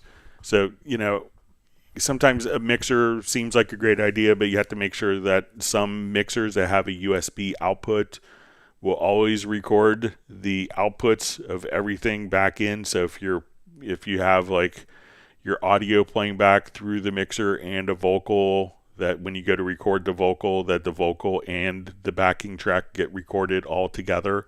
So make sure that you have an audio. If you're doing a USB mixer, make sure that you have a USB mixer that could take out particular tracks that it's playing back. Sometimes they just capture everything that's going through the mixer, and that could be a little more confusing for routing, So I would maybe get like an audio interface, that, even if you got like the Steinberg IXO interfaces are great bargains and sound really good. But try to get something that has a dedicated ASIO driver as well. So I think some of the products mentioned in the live stream just kind of use a generic driver. So, get an audio interface that has a good driver that will last you for a long time. So even if the interface is discontinued, if that company is actively making drivers that are kind of universal for their product range,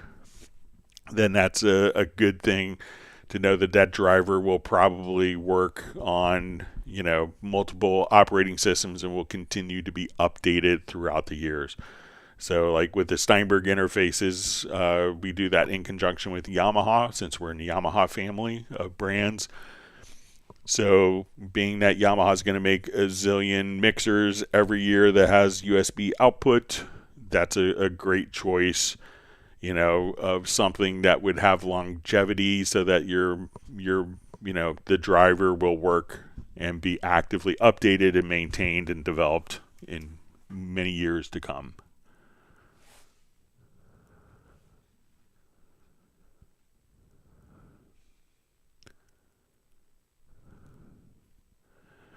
All right, so we see from Gulf Coast, Florida man says, is Cubase going on sale anytime soon? I need an upgrade, but I need to save coin. So we usually don't announce when sales are coming. So there's currently promotions. There's usually 2 promotions on Cubase a year. So there's usually one towards the end of August, in September, but speculate. It's pure speculation on my part.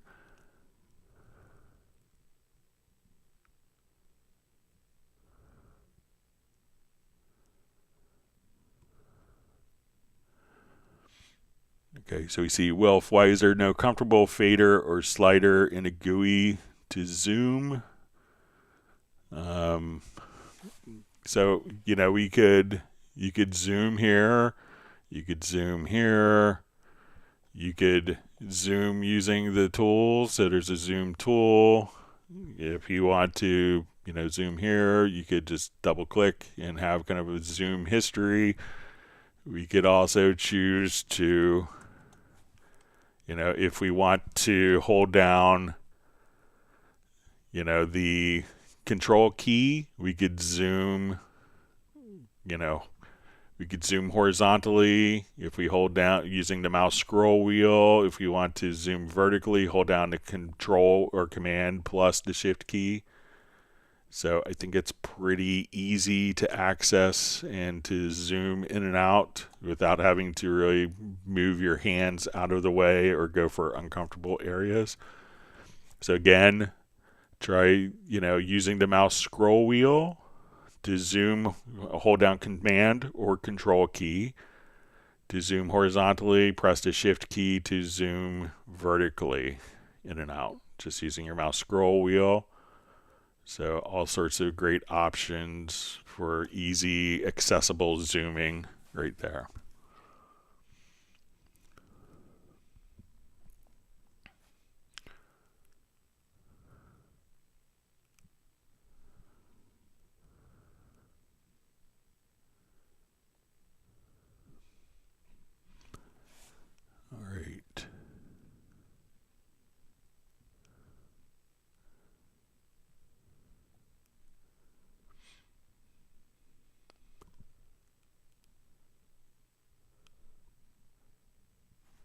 Sorry, my chat field jumped on me.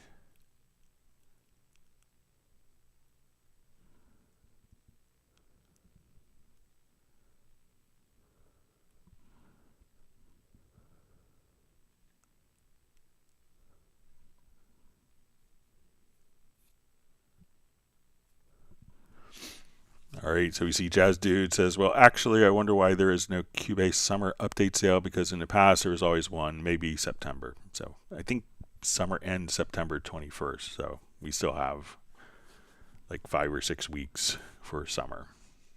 All right.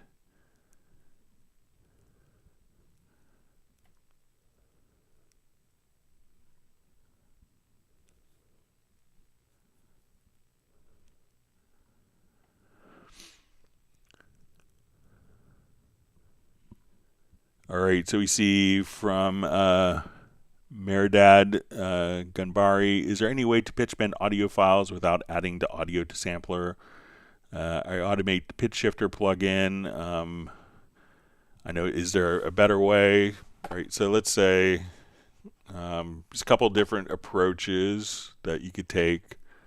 Sampler track is not a bad one, but if you want, it could depend on exactly if you want like it just to be repeated. We could come over, let's just grab it.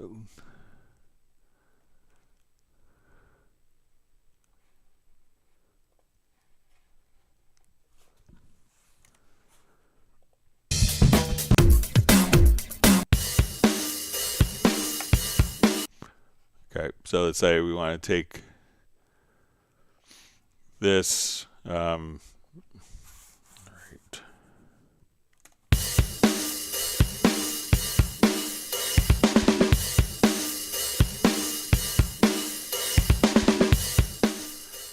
All right, so if we wanted to grab like a plugin, if you wanted more like kind of like an LFO type of function, if you go to the FX modulator plugin, so under modulation, so let's come over here and say, okay, I want to do pitch.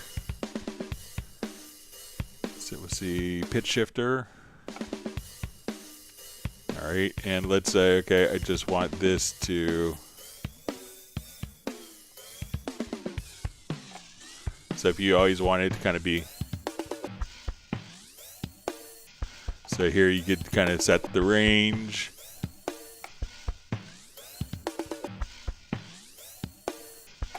So if you want to do,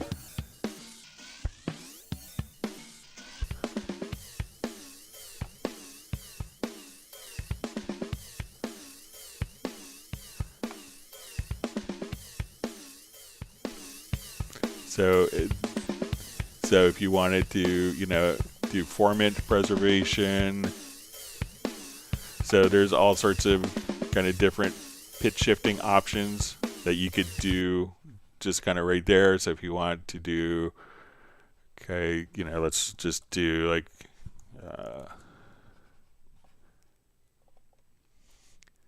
if you want just like a straight line to go up.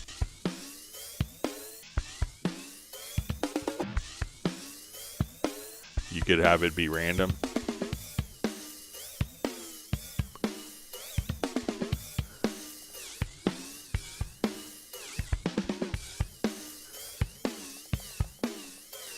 So if you want to just kind of come over here. Now, another approach could be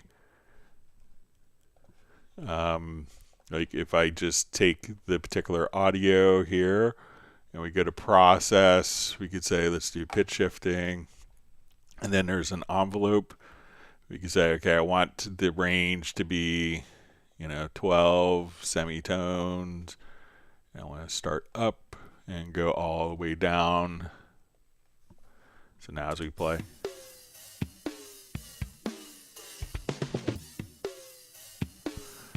Or if you want to just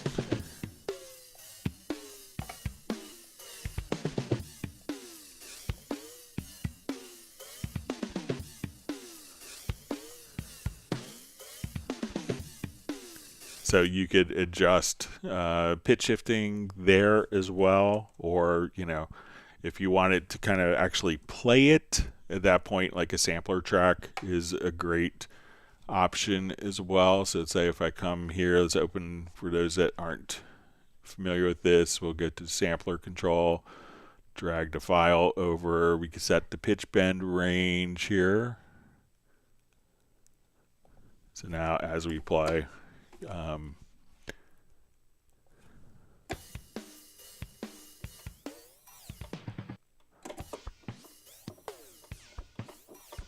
I could just move my pitch bend wheel and have all sorts of fun. So a couple of methods that you could do.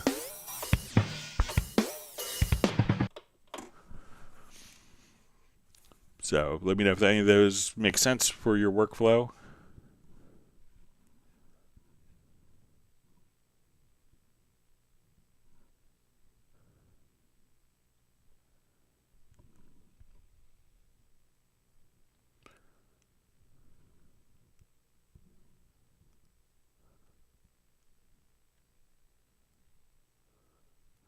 I see Alcans with a question mark. Let me see if I missed a question.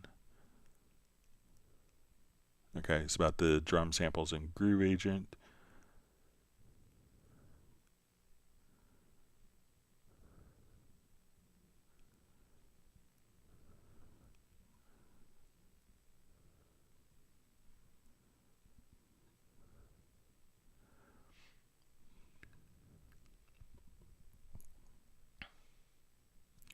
Okay. So we see Mark Rabin's just saying Stella's so happy today. She was at the dog park and now she's absorbing Cubase. She knows a ton listening to Greg for years. And a big woof to Greg and Jazz and Uno and the Michaels and Tim's and Buddy.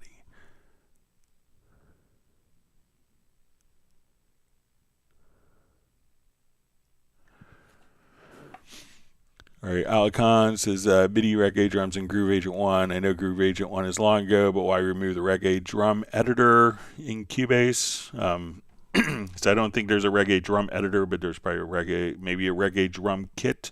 But if you want to email me at clubcubase@steinberg.de, I'd be happy to kind of look through my older installs to see if I could find the Groove Agent 1 kits for you.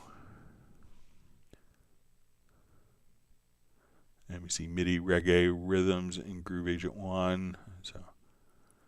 But Groove Agent 1 didn't actually have any patterns in it. So I'm pretty sure Groove Agent 1 didn't have patterns, and that was added in Groove Agent SE.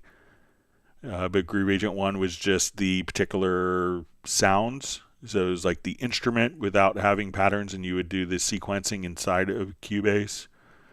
So make sure, you know, that it's not something that you played through Groove Agent 1, because I'm pretty sure, about 95% sure, that Groove Agent 1 didn't have internal patterns.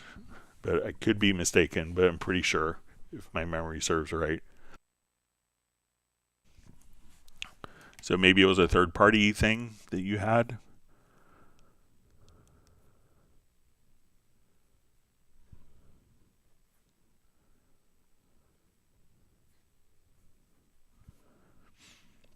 All right.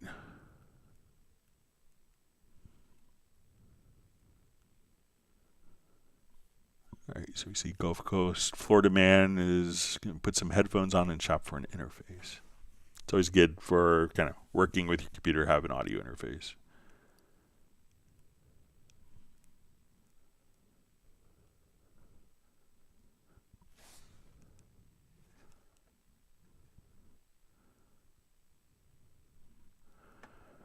All right, Bondrew said, wow, the color of your tracks are so beautiful. Mine are still kind of messy, laughing out loud. So I just really, you know, I get that comment a lot. And, you know, I just go to the project color setup, not the project setup. But I just use the default colors.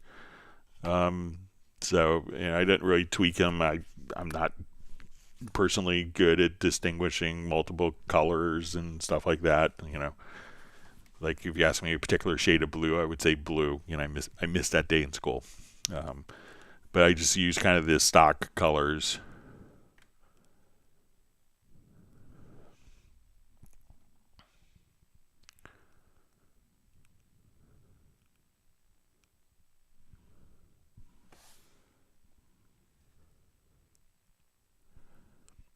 Okay.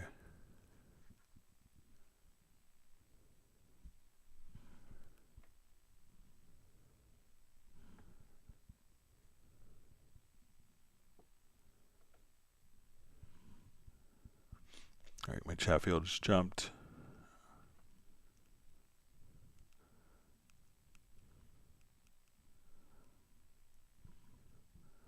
All right, Tim K is saying, I got the zoomies.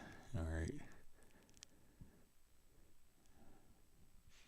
All right, so Mark Rabin says, hit the like button, thumbs up. All right, so we see Tim K saying that he's got buddies appreciating the air conditioning.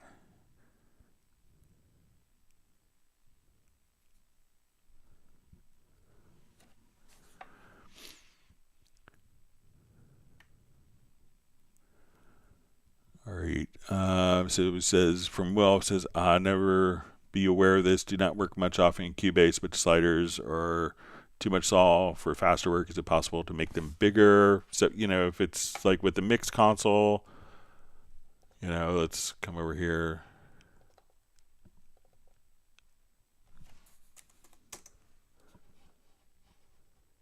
It's a pretty big target. It used to be smaller in earlier versions, but you can see, I think since maybe 12 or so, that this became much larger. So if you're running earlier versions, it may be kind of a smaller target just to do that. But again, you could just try to, just navigate holding, without even any modifiers. If you just kind of hover just below the tracks, it's not, so it was made larger. If you're running earlier versions, it may have been smaller and harder to grab. So, and I know people that work with that, very quickly with their workflow. So, all right. So we see Val from Vienna is joined. He says, like, finally Cubase with 4 exclamation points.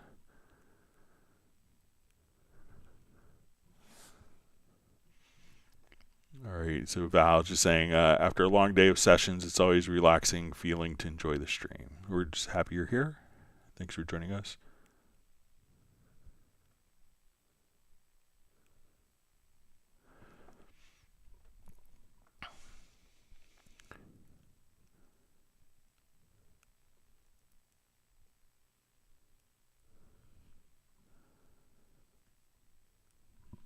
All right, so Bondrude asks, is there a way to loop a track in Cubase? For example, if I made a melody in one of the tracks and I wanted it to go to the end without copy and paste. So there are a couple of ways of doing it. So I think it's often easier to kind of see all the parts, but I may have a project to show this. So we could do what's called an independent track loop.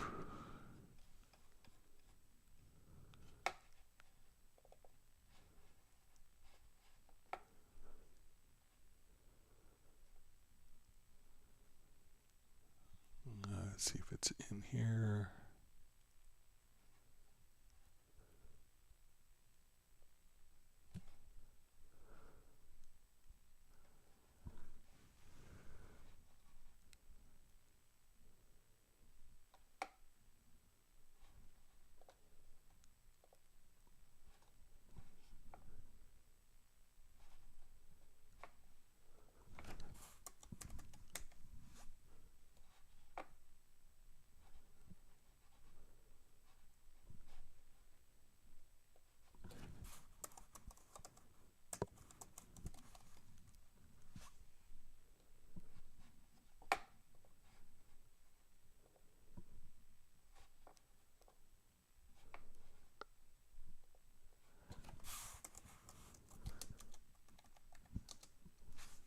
Just see if I could find that I was in that folder.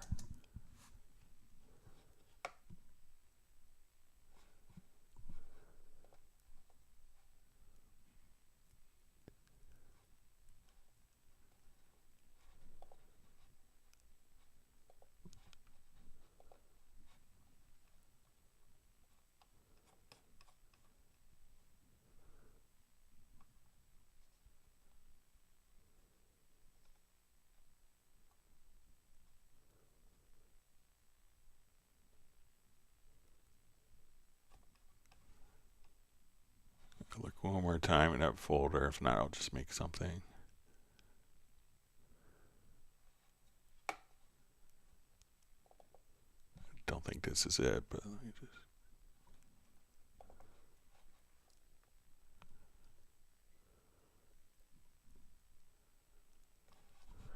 All right, I'll just make a quick example.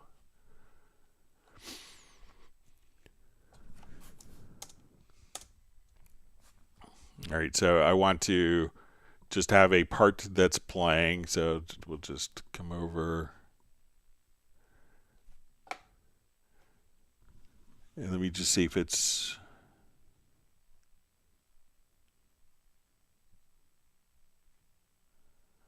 All right, so one way that you could do this, So I'm not sure if it's a melody that's audio or MIDI, but let me go ahead and I will just make, let's say, if we use the pattern editor,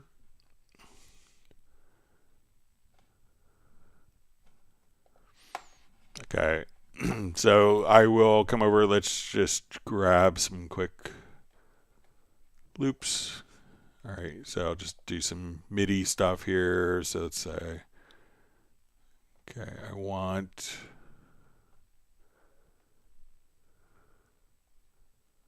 electric piano.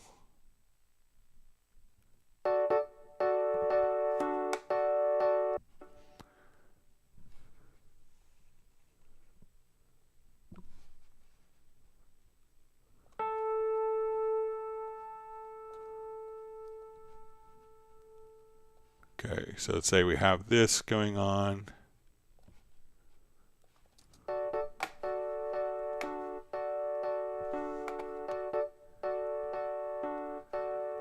And I'll activate my project root key here.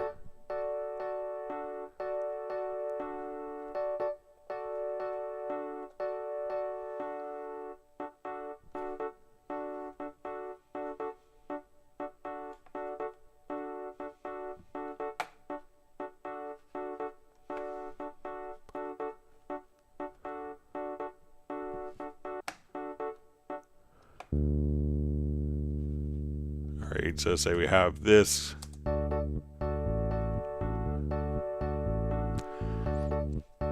So say we have this kind of looping, and I just want to make like a beat that is, so if I come over to like the drum,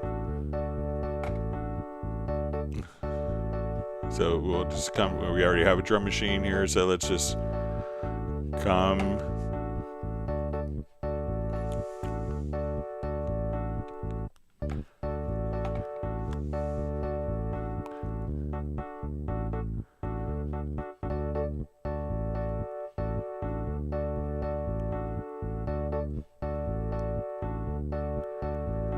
All right, so now I'm just gonna,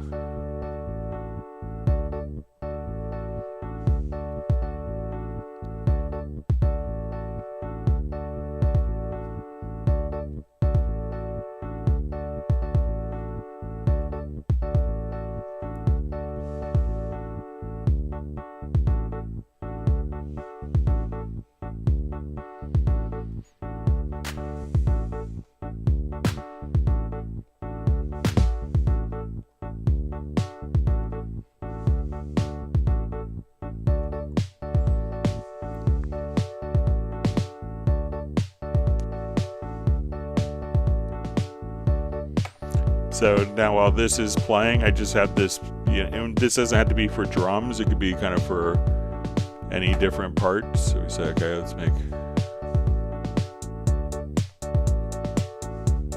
so while this is continue to play on, I can just kind of come right over here and program .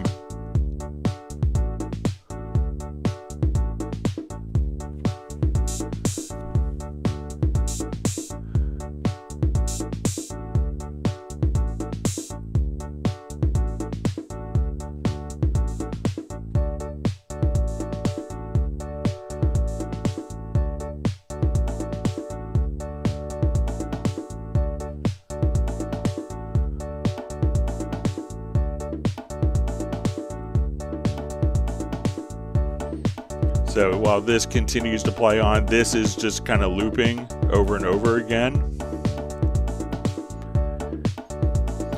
And if I was to take this to my project window, I could come over and let's convert this to MIDI. So we'll convert this to MIDI, and if we now come over, there's a function that you could add. So we'll just say, let's do, we right click in the areas we want to add the independent track loop. So we'll add that. So now we could just program, we'll say, okay, we'll activate the independent track loop, and we could set this one measure. So we'll set our beginning and end loop. So this will play over and over and over again.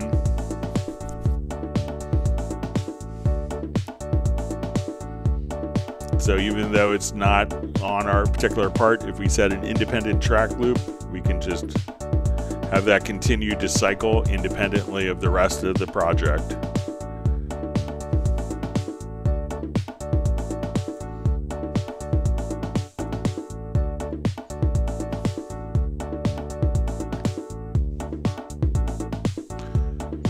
So that's a couple different approaches. So if you're doing MIDI stuff, you could, the audio, you could do the independent track loop in the sample editor as well. So if we wanted to take just an audio sample, we could come over to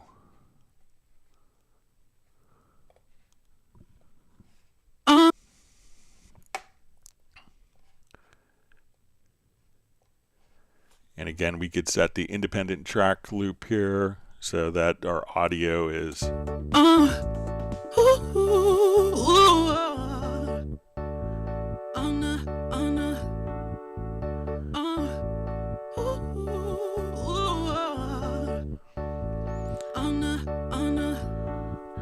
and if you wanted to like quickly copy, I don't think it's that hard to go to like the right center edge and drag it out, and that way you could see everything on your project as well. So a couple different approaches that you could have, kind of independent track loops, whether it's audio or MIDI.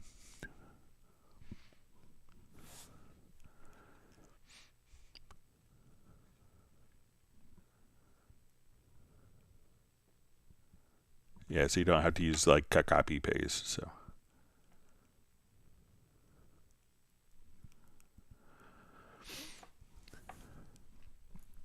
all right, Val asks, so can we have a macro shortcut project logical editor in a drawn automation to raise the minimum by an amount that has been set or lower by an amount that's been set?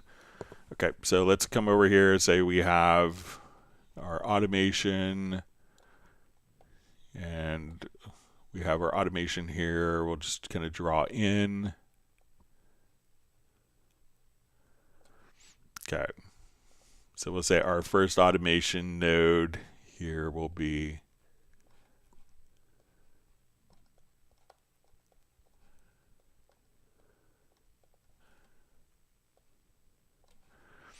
okay, so let's go to our project logical editor. So if we want to like increase, so we could increase or decrease by increments of 1 dB or by a percentage.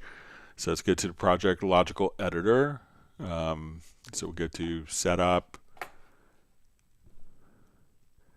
Okay, so we can see that our very first node that we have here is minus 9.61 that we can see here as the value. So we want to transform, and we'll say we want to do it on a media type. We'll say audio, I think that would work. Or let's just say automation. And then we could choose to trim. I'll clear my throat real quick. All right, so we're going to trim the automation, and we'll say increment by 1 dB. So now when we do this, we could just apply, and we could see our automation is increasing by 1 dB at a time. So we could also choose to decrement instead of increment. So let's decrement the automation by 1 dB. Now if the automation track isn't open and visible, so if I close my automation track here, and let's say I have automation here, and let's put a node in at 1.37. So let's see if I come here, we decrease our automation. So we look at this node. All right, so we've decreased that and decreased this. So so while it's closed, I'll just close my automation here, and we'll just run this a few more times. And if we only want to do it on our selected channel, we could choose to say media type, and we'll say our property is, and we could say, I think we want to say is set to parent object is selected. So now we have our automation here and here. So let's say this value's at minus 9.81. Okay, this one is, let's say 1.37. So now let's go ahead, and now that this automation is selected, we can see that this automation value has decreased to minus 6.63, and this one is still this. So we can see that because this track is selected, only the selected track's automation is changing. So if you wanted to specify just for the selected track, but again, just transform, media type is automation, and you could do it if the parent object is selected, if the automation lanes aren't visible. If they are visible, then you could choose to trim and then decrement or increment by 1 dB. So let me know if that's helpful for you, Val.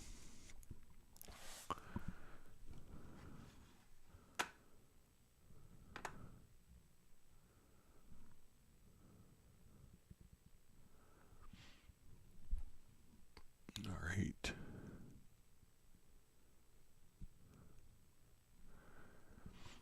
Mark Rabin just mentioning he always color codes the same instruments the same ways, like blue drums, green guitar, red Vox, but this is subjective. So.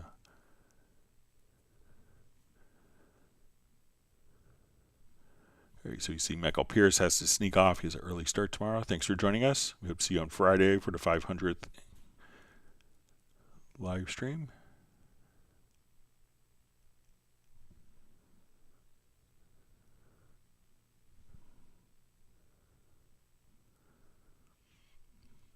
You see Mark Rabin is looking forward to Michael Pierce's soup. All right.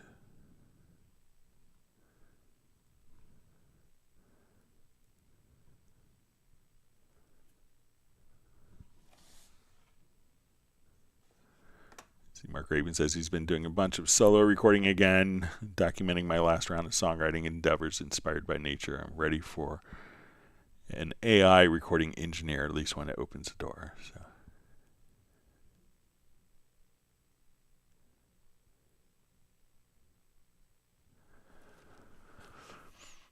All right, Mel James just asked, how do you get an instrument to play the chord track? Okay, so let's say I just want to take like this particular piano. So I'll just go ahead and delete.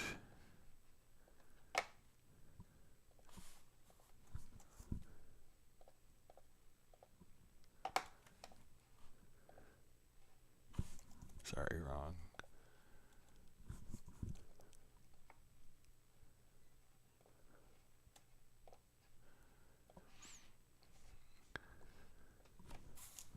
All right, so let's go ahead and add a chord track. I'll just populate one here.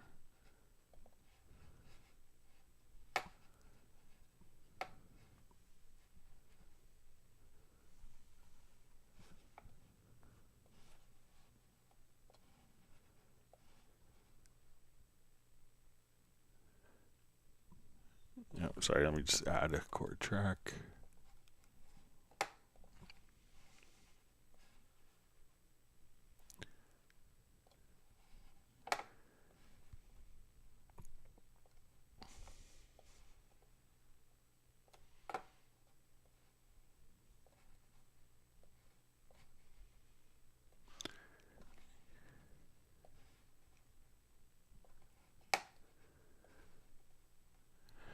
Okay, so we have chords, and then you'll see this little option here for use monitor tracks. So now if I just have the piano, so if I play back, we won't really hear anything. And I'm going to enable the monitored track. So as we do this, we'll hear.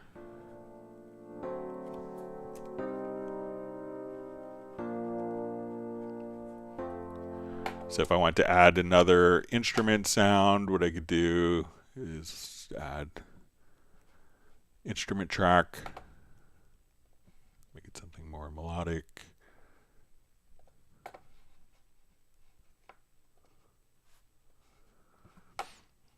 So right now we have kind of the Rhodes playing the piano part, and now we will, if I activate the monitor, because we have use monitor tracks, I could just have it only play back through RetroLog if we want.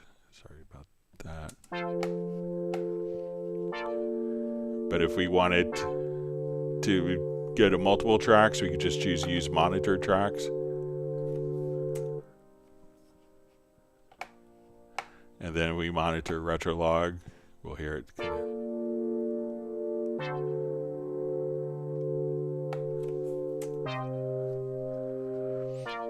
So any track that's open, you could just simply choose the particular, so the chord track will then, any track that's open, if you enable monitor record, if you want it on multiple tracks, or if you want it just to a single track, you'll see just this little drop down in the chord track, and then that will play along with your project.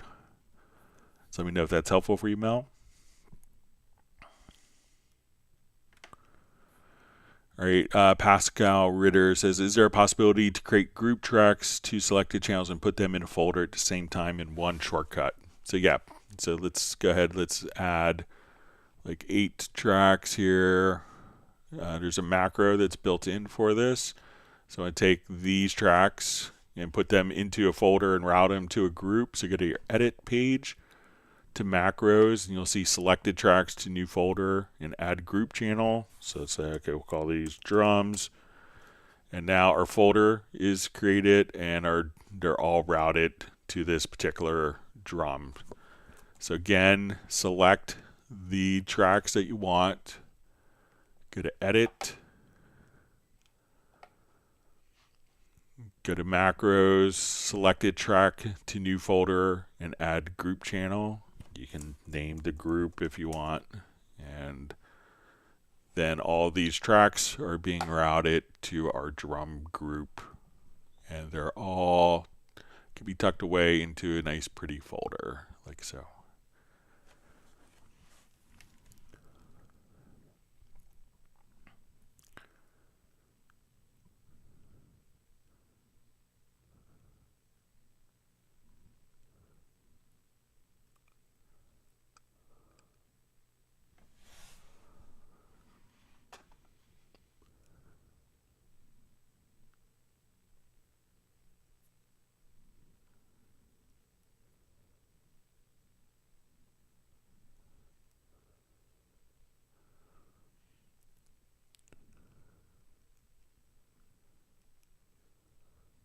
Okay, reading through comments here.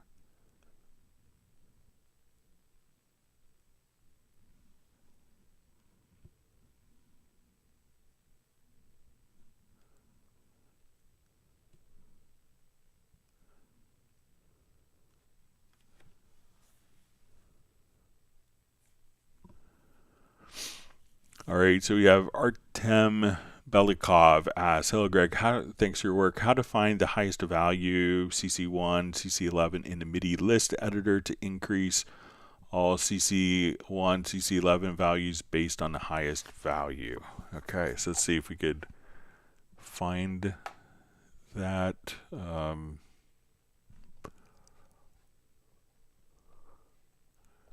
Okay, so let's come over here. Let's just add an event. Let's add some modulation here. See if we could do it maybe in.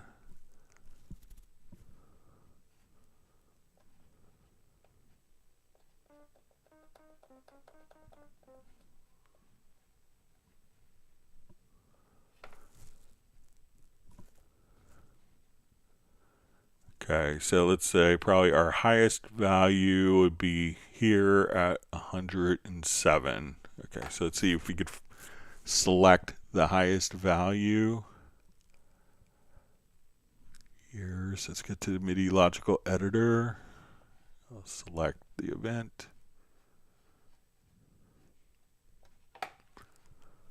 So let's see if we could select type is equal.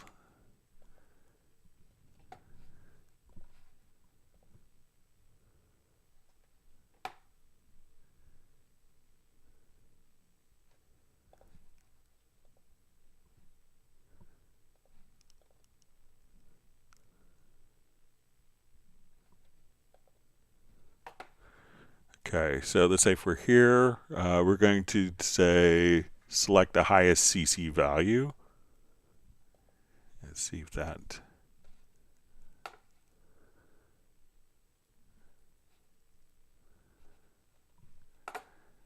All right, let me specify CC1.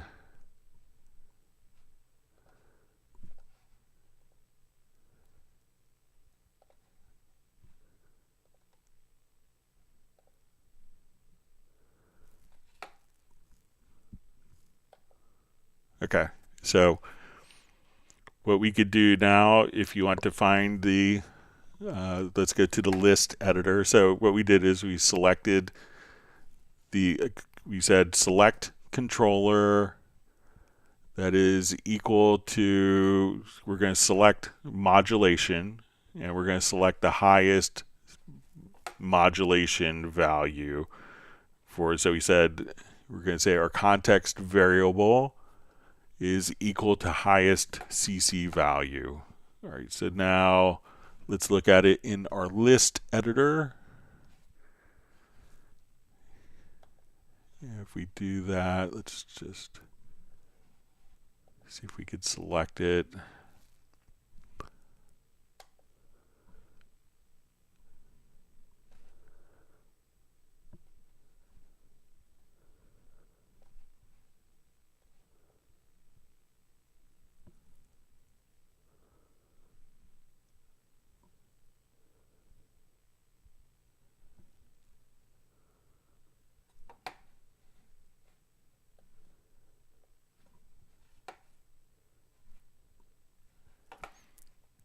All right.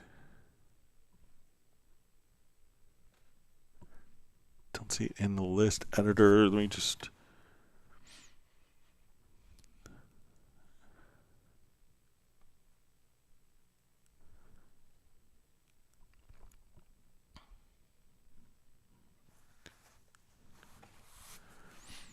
Okay, so you can find the highest value in the MIDI list editor to increase all CC1, CC11 values. It doesn't seem like it's selecting. Let me just.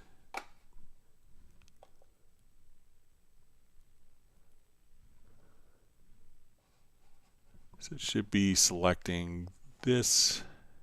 That's the CC1 value.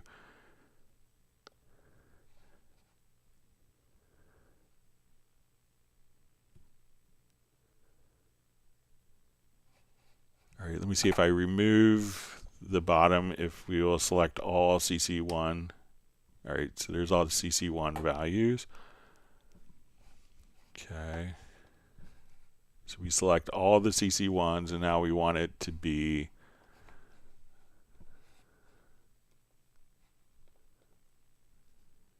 this try MIDI is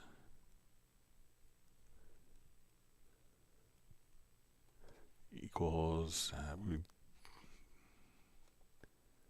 so we could, it seems like it's working in the, not in the logical editor, so let's say context variable.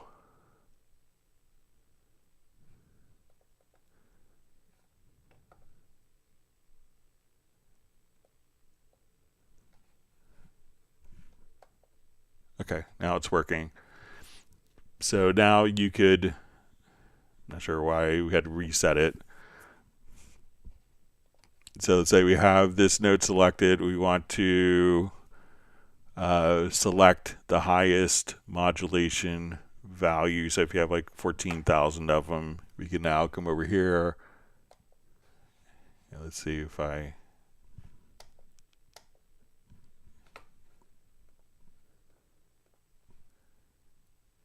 do it the first time, it seems to work. So try that. You may have to just reset it, it seems. But that will allow you to, and then you could say, okay, we want to drop these or increase all these by 10 to get to maximum value, or decrease them all proportionally. So, but there's also ways that you could take all of your modulation data if you wanted to increase or decrease. Let me know if you want me to show you that as well. But you could do that in the logical editor. So let me know if you need me to do more of that, Artem. Thanks for the question. Mark Raven says Friday is the 500th live stream. That's crazy. So.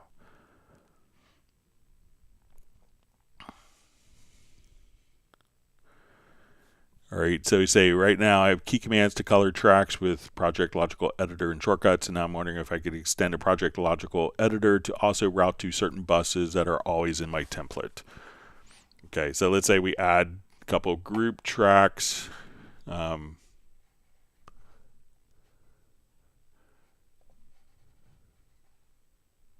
right, we've got to make these stereo. Okay, so let's say we want our group, we'll say drum, bus,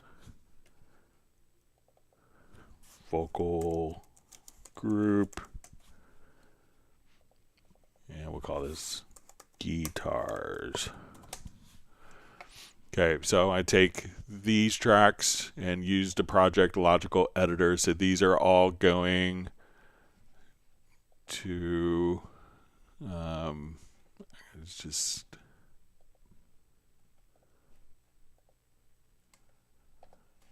route all these to my stereo out.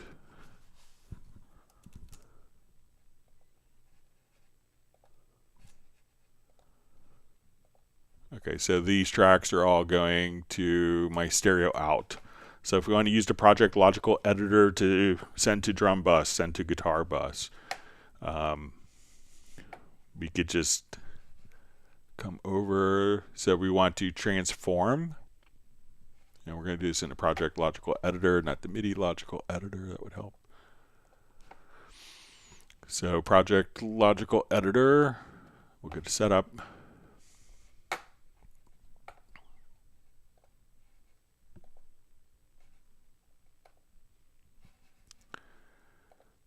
Okay, so let's say we want to transform. We'll say our container type is set to track. We're going to say that the track is property is set to is selected. So we're going to take our selected, and then we're going to go to our track operation, and we can say connect output. And then we could see all of our outputs here. So let's say I want these all to go to my drums bus, or we'll send them to guitar bus.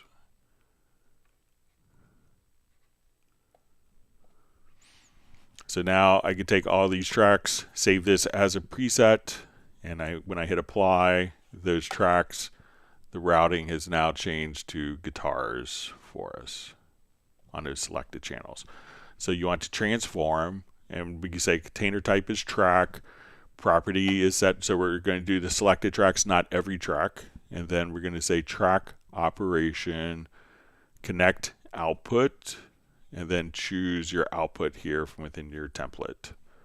And then you could, send to groups, send a vocal bus, send to my drum group, my guitar group, my brass group, strings group, whatever.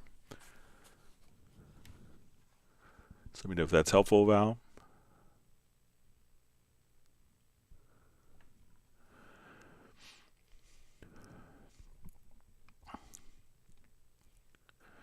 All right, Uno Memento asks, can I make just a chord score in Cubase, i.e. a so-called accompaniment sheet for guitarists without melody and bass line? So yeah, So let's come over. I think we threw away my chord track. All right, so let's say we have a chord track here. I'll duplicate this a couple times. All right, so I'm going to create just like a blank MIDI part. Okay. Doesn't have to have any notes whatsoever. So we have our chord track here. So I'm going to open up my chord track. I'm going to open up my blank part. So we'll just call this, in the US, we often call it like a lead sheet. So now when I come over here, I'm going to open the score editor on the blank track. And since we have a chord track, the chord track is automatically populated. Let me switch my score view to page view. Is automatically populated as my chord charts right there. So create just a blank MIDI event for the song. And if you have the chords in the chord track already populated, just go to the score editor and the chords are automatically populated in the score editor for you.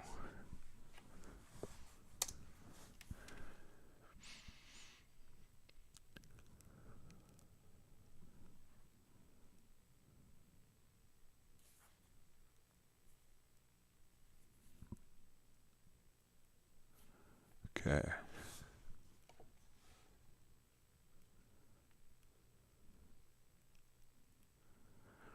All right, we have Christiana Brown joining from Lansing, Michigan.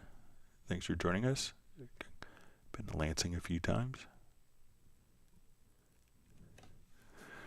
All right, our Smitty asks, I'm new to Cubase, so this is a great question. How do you trigger a sample off a live audio track? For example, I use a live audio bass drum recording to trigger a bass drum sample with each hit. All right.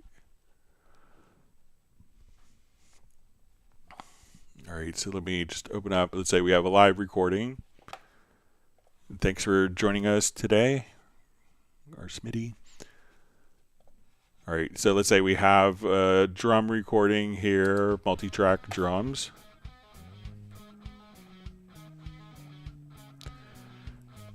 All right, and on this track I have just a MIDI, like a Groove Agent kit loaded up. Let's say my Maple kit.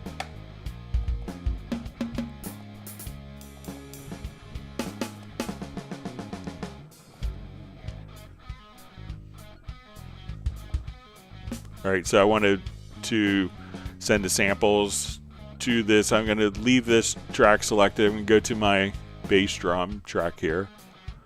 Double click. And let's make, we'll see different tabs on the left. Let's go to our hit points tab.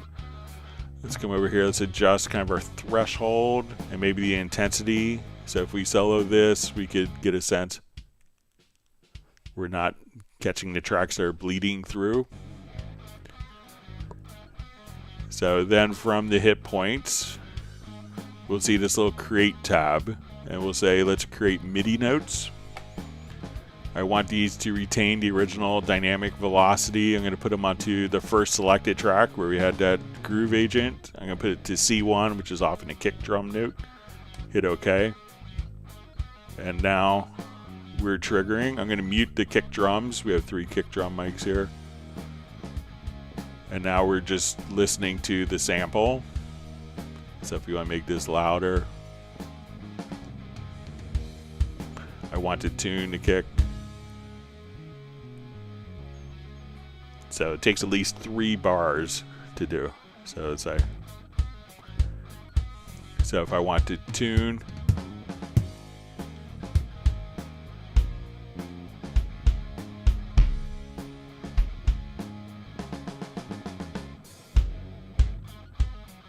and if I wanted to blend that sample in with the real drums, just so you could listen to the timing of it.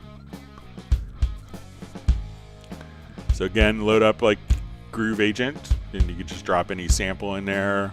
Go to the double click on like the kick track, select the hit points. So when you double click, the inspector will change to the sample editor. Click on hit points, edit the hit points. Go to the create MIDI notes. When you do that, send it to the first selected track, and done your drum replacement that easily while retaining all the dynamics from the original recording.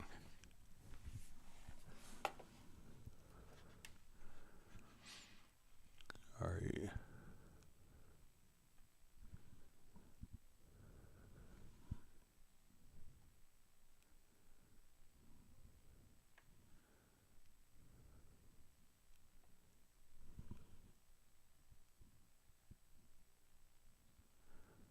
All right, so we see positive comments from about Alice Bino's video on YouTube.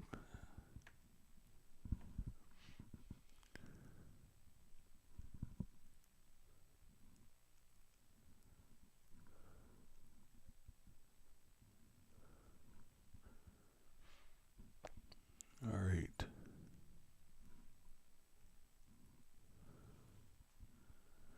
All right, we have Andrew Fox just saying hi from Ireland. Had a beautiful time visiting your country in June.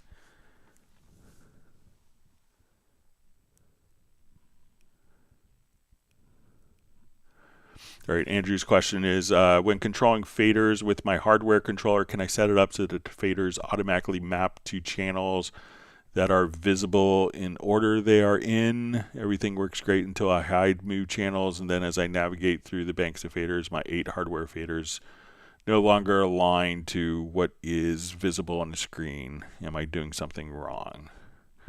All right, so let's take a look. All right, so I'm gonna just connect my control surface here real quick. So I'm not sure if you're using MIDI remote or not, but let's say I'll go to my MIDI remote here and go to my trusty Nano control, and I'll say, okay, let's control our mixer. So when we go to our mix console, I'll just come over here just so you can see that as I move the faders here, that we have kind of a one-to-one relationship here. So let's see if we hide our channels. So I'm going to hide like channels 2, 4, and 6. So let's get to the visibility. So say 2, 4, 6. Okay, so now that those are hidden, when we go to our mix console, all right, so it still seems like it's a 1-to-1 relationship. Now let's see if we go to the, if I take those, because they still are channels in the project, let's see if I disable the tracks, if that makes a difference.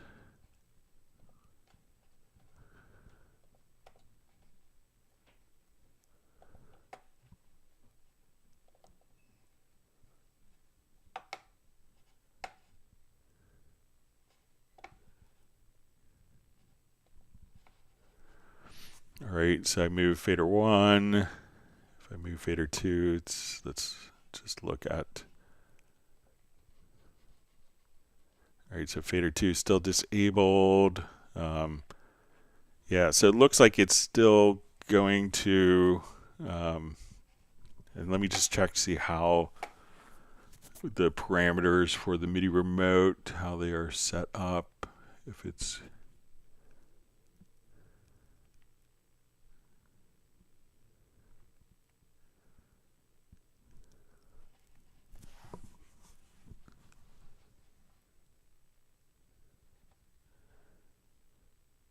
yeah, so I think that the most of the MIDI remote, we could do, since it's still in the project. So let's say if I remove,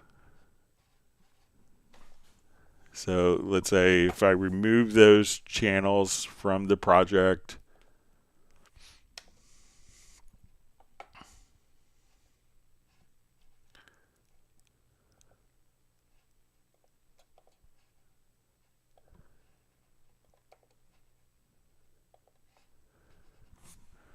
so now when we do this, let's come over here.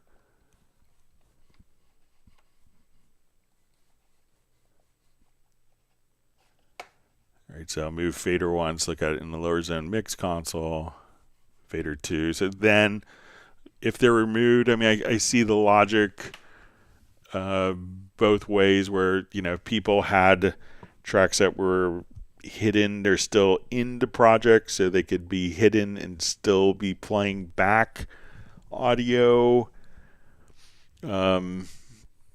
So, you know, just because a track is hidden, it could still be playing back audio and invisible. So you would still want control of that. I'll bring it to their attention to see, you know, if there's any additional thoughts on that. But I think that's kind of the logic, that if something is hidden, you can still adjust the volume if something kind of popped up. So I don't think you're doing anything wrong. All right, let me revert my project back.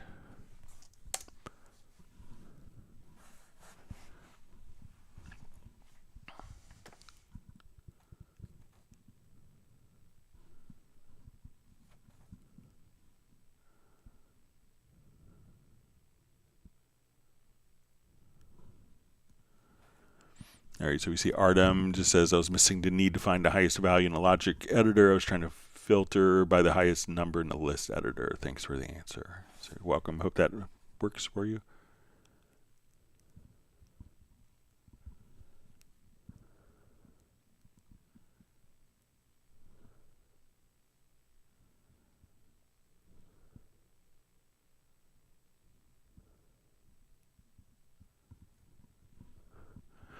All right, Diego Paredes asks, hi Greg, where did the align beats to project go in Cubase 14? I'm trying to import loops for my session, but I don't see that function anymore.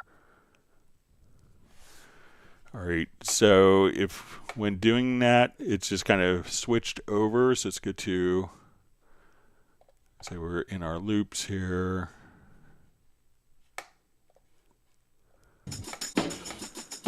It's just this. It may have been, or the musical mode right here. So it may have been changed to link to project tempo. So now it's going to play back at the origin tempo when we click on it now. We just find 163. So with this off, it's going to play back the original tempo. With this on, that's now aligned to the project. And when we drag it into an audio file, it's automatically placed into musical mode when that's turned off. If we drag a loop in, we can see that that track is not placed into musical mode. So it's just kind of, it kind of just switched to this little icon here to make kind of the terminology a little clearer.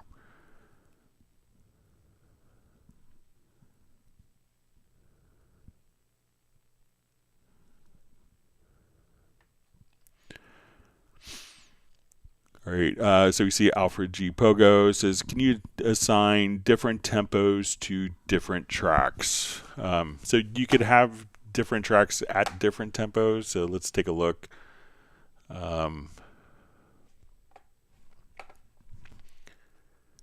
All right, so let's do a quick new project here. All right, so let's add 3 instrument tracks. We'll just add different instrument.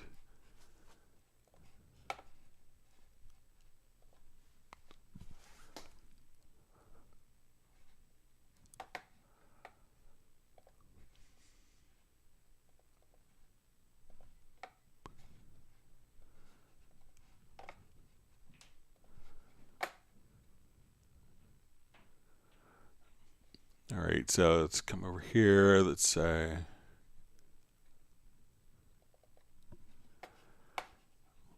all right, so we'll start off with a tempo of 120, and let's put, so let's say we have a celeste here. All right, and let's just enter in a couple measures of notes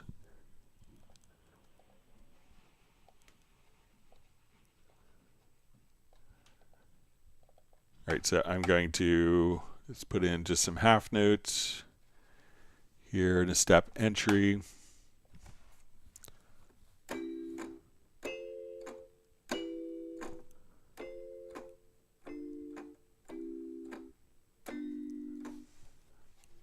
All right, let me just put on a different, sorry.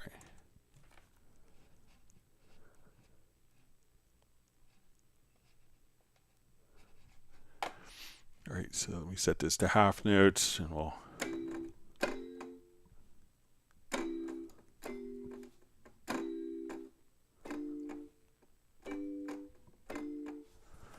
okay, so now we listen to this in our tempo.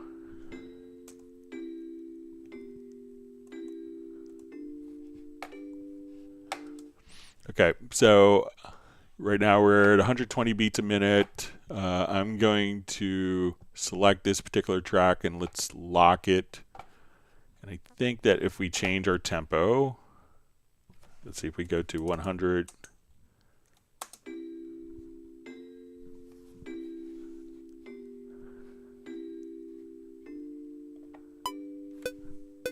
Okay, so let me just go back.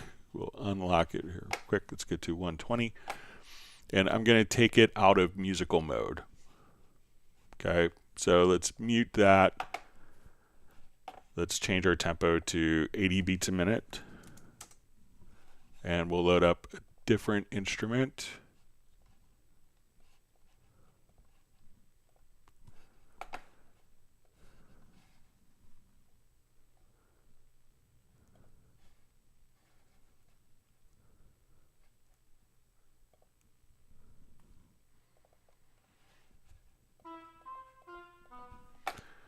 Okay, and I'm going to put in, again, we'll just do some quick quarter notes here.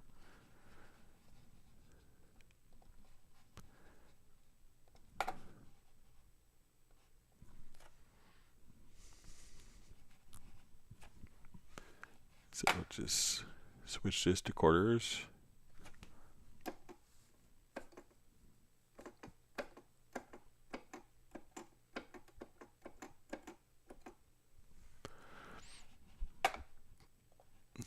All right, so now this is playing at 120. This is playing at 80 beats a minute.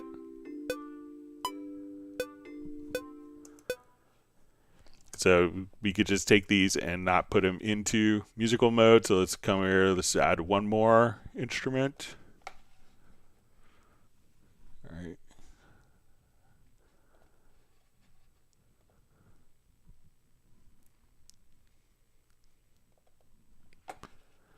All right, and we're gonna make our tempo to be 150.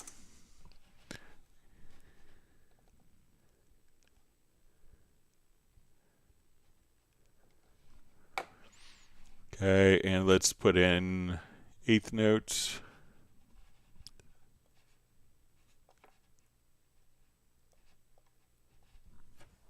And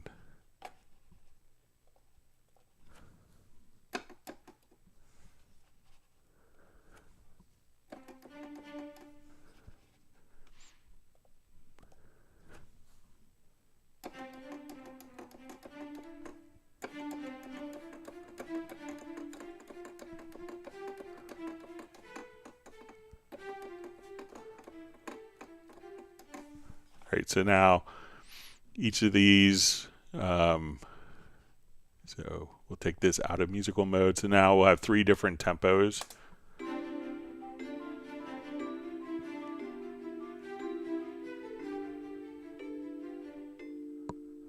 All playing at the same time. So once you do that, you could tell the MIDI to automatically not follow the tempo information and to stay locked in place, and that's what switching between musical and linear time base allows you to do. So let me know if that's helpful for you, Alfred.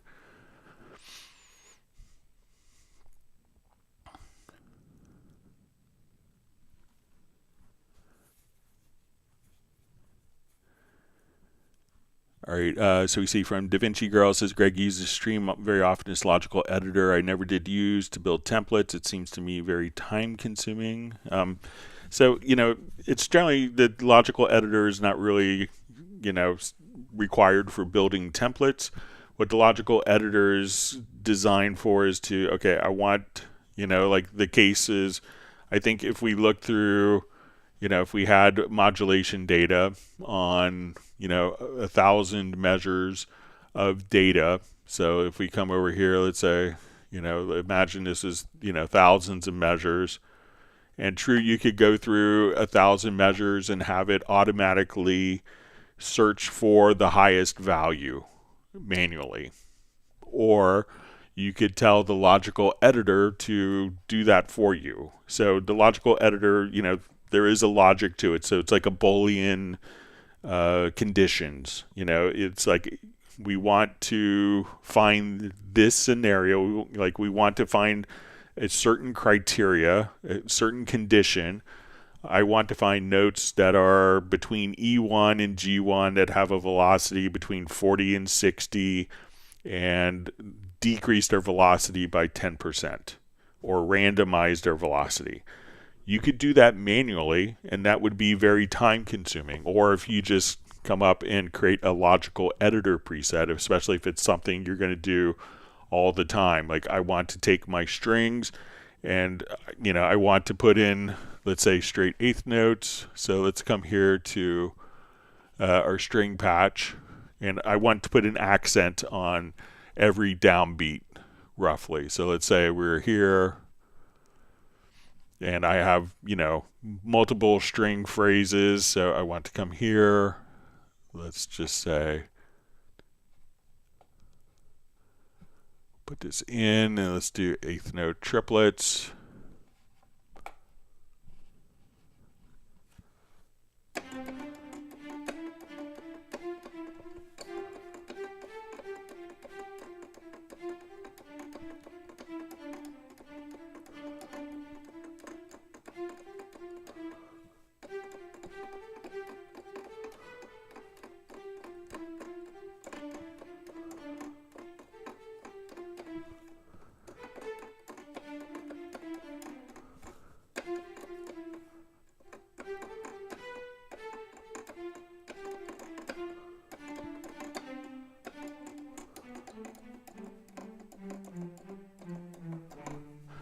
All right, so we look at the velocity, and let's say, okay, when we see the velocity, then let's say they were all the same. So I'm just going to come over here. Let's go to functions, and we'll just say fixed velocity. All right, so let's say I want to, take all of the notes here, and we just select all, and we'll set the velocity to 70. So right now all these notes are the same velocity. But what if I could, instead of having to do this manually for each time, I could say, okay, the notes that are on the downbeat, I want to increase their velocity. So we go to the logical editor, and this is something we may want to do multiple times. So we could say, okay, I want to transform, and we will say notes. And let's say we want to transform the notes that fall on a particular position. So we could now come over here. So let's say, so their position is going to be inside the bar range. And I'll just come here and we'll type in 1. So I want it roughly in the very first bar range, the very first note. Okay, and what I want to do to those is take the velocity and let's add 35.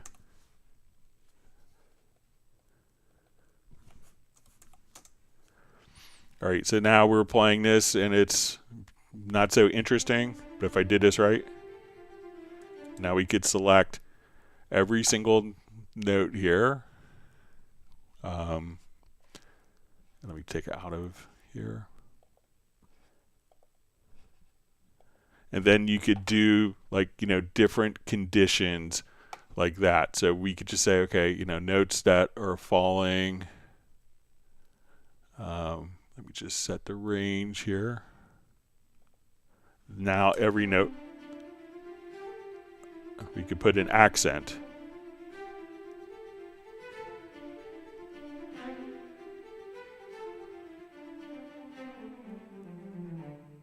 So, you could go through and manually edit those things or kind of use the logical editor to get those things done for you. So it's probably more time consuming to do that for 1,000 measures and not make a mistake than use the logical editor in the long run. So once you build up kind of your library of logical editor presets, that's like really kind of the power move that you could do in Cubase.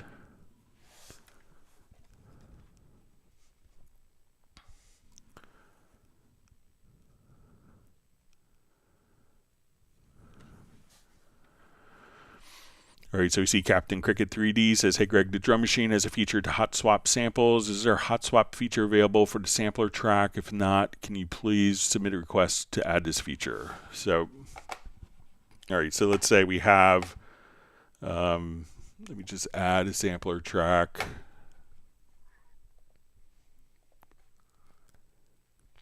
Okay, I'll go here to media quickly.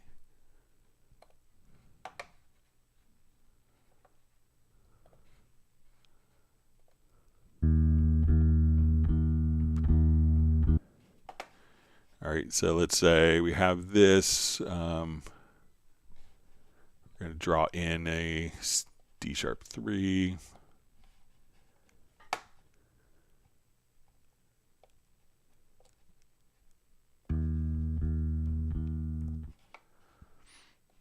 All right, so let's say if we want to.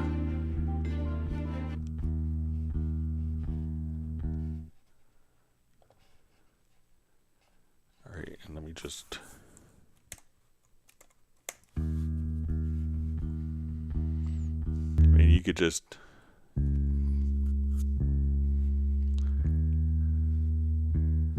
Just drop a.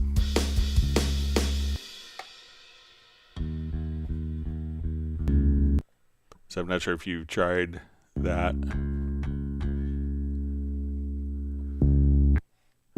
But you could just kind of drag and drop samples in to replace it like that.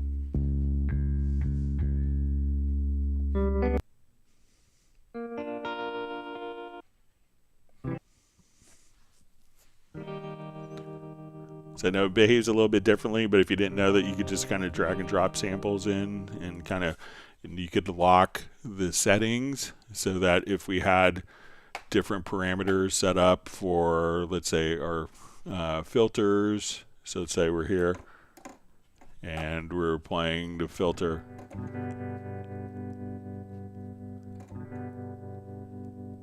We'll switch this to.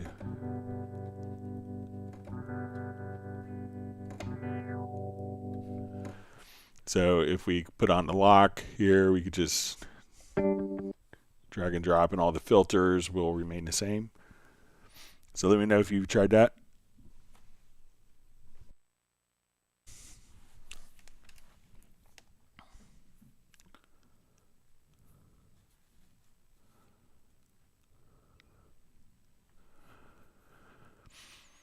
All right, so we see Uno Momento says, okay, thanks, Greg. Now on the score, our tempo markings, how can I remove them? All right, so this is a not so obvious choice, but let's say we are here and let's say we have chords. All right, so let's say I'll just throw in, let me just add a tempo track. Okay. So we're here.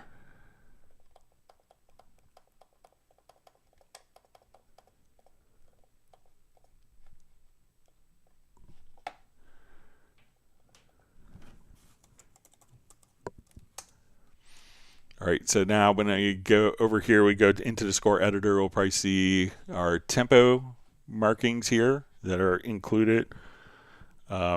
So to get rid of those, we'll close the tempo editor, select the tempo track here, and then you'll see And if we're just going to select all of the events here, and you'll see in the info line, it's not the most obvious place to look for it, show in score. So we can say hide. So now that when we go into the score editor, all the tempo markings have disappeared. So you want to select all of the events. So select the tempo track, right click, select all events, and then show in score, just choose to hide right there.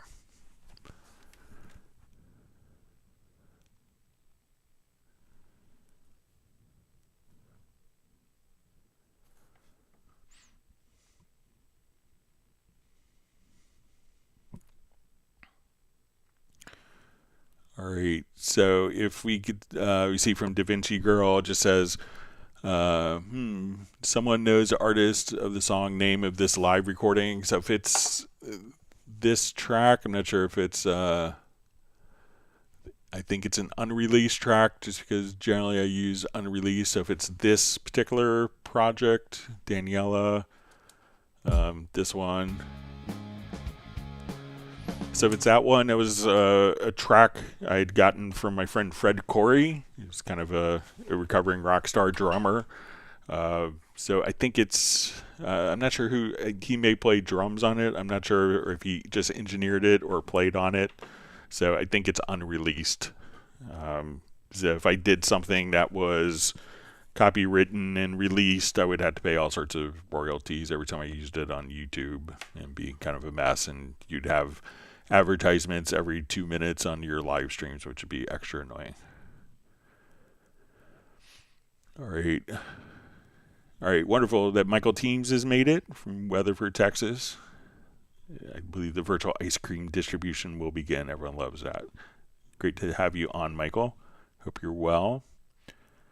All right, so we see our Smitty just says awesome, thanks.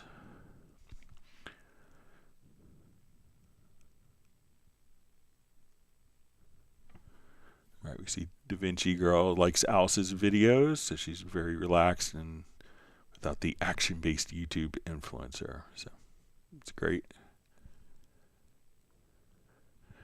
All right, so we got Bratman Studio asks, hey Greg, my friend is watching for the first time and he's looking to come from 11 to 14 Pro. Can you help explain the path?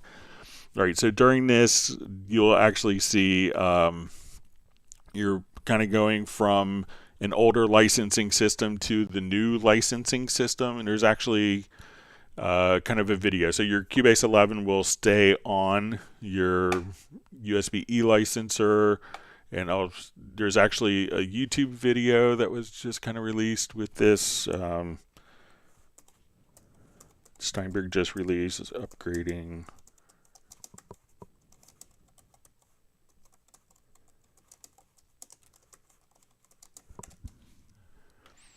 Let's see if we could just come over here. I think that there was just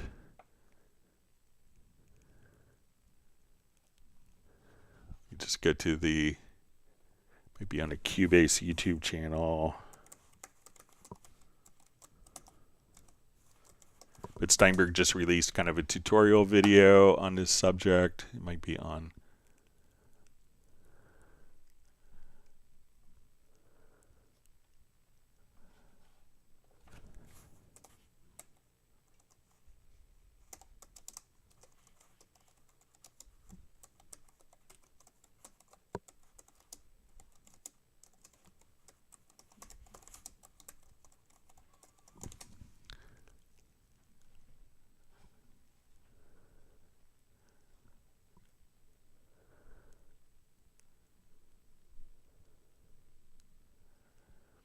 All right, but there was one that was just released. But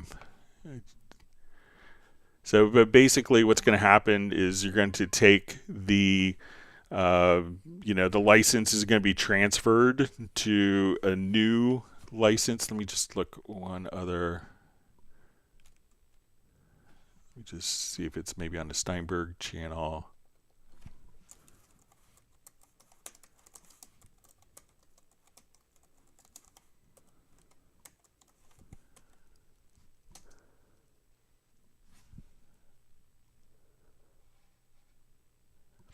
Yeah, so if you go here, this video, this will kind of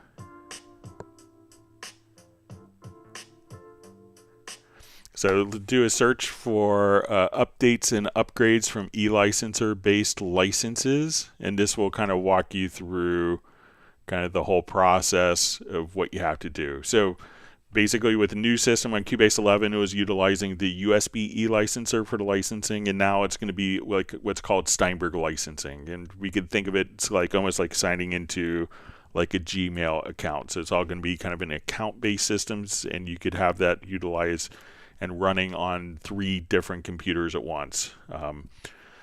And then you will no longer have to have the USB e-licenser key. Your USB e-licenser will still work for previous versions, but you could then now simply upgrade to Cubase to the latest version of Cubase and get all the great new features.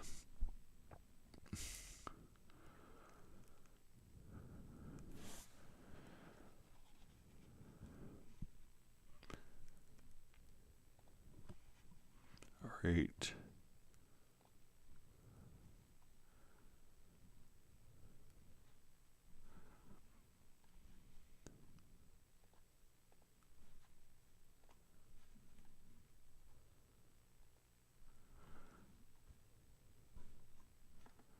All right, let me just.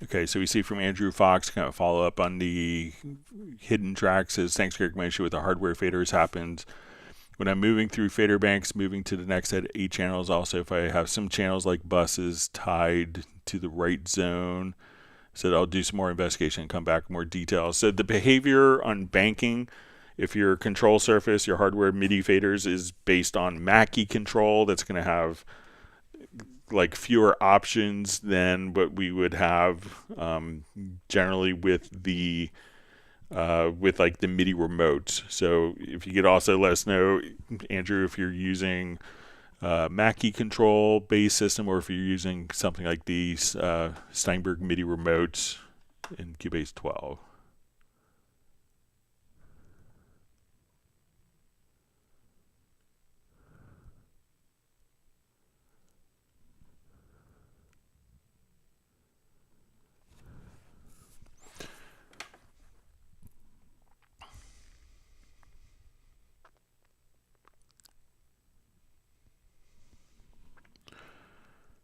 All right, so we see Balsa checking in from Montenegro.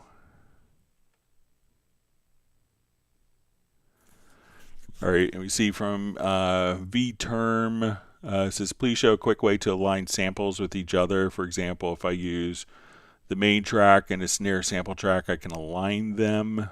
So I'm not sure if it's like a full track that you're using or not. So if we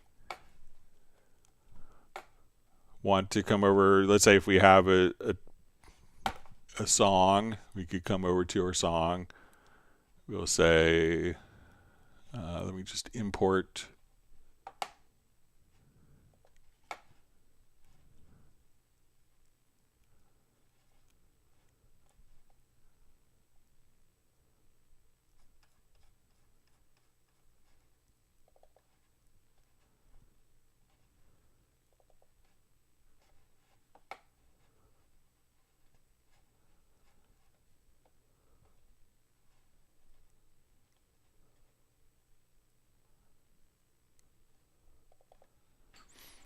Okay, so let's say if we have like this song, so I'm not sure if it's a full song that you want to align snares to, but let's say if it's a song that has like changing tempos on it, so I'll just come over here,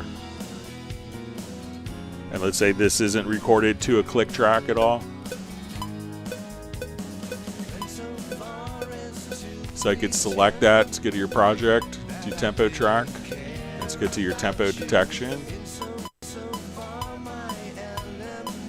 So we've extracted the tempo. So let's come over here. I'm going to place this into 4/4 time. So we'll just come here.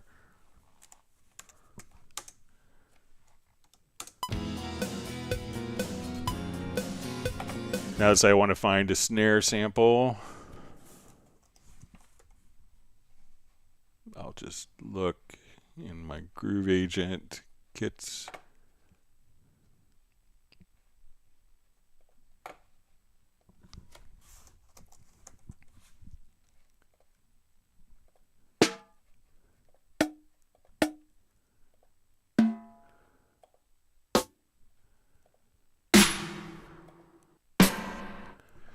All right, so let's say I want to put this on beats 2 and 4. I could come over here. Let me just truncate this a bit. Take my snap off.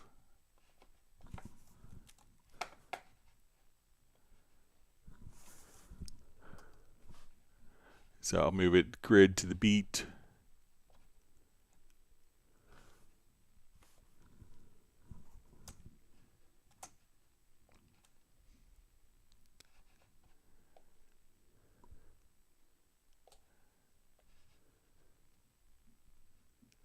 So now we could just kind of duplicate this, and if I kind of did things right.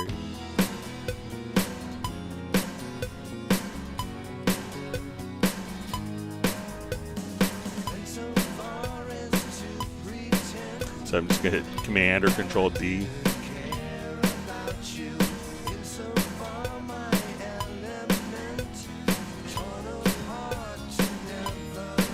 And that way we could have like a snare sample align with the track, even though the track is changing and fluctuating time.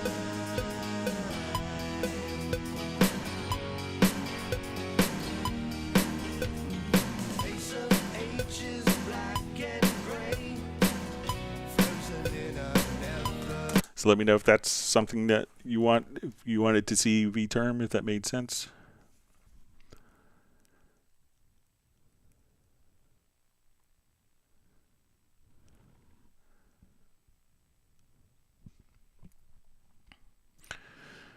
All right, so we see Bratman Studio says, Greg, by path, I meant what transitions will be different between the two, 11 and 13.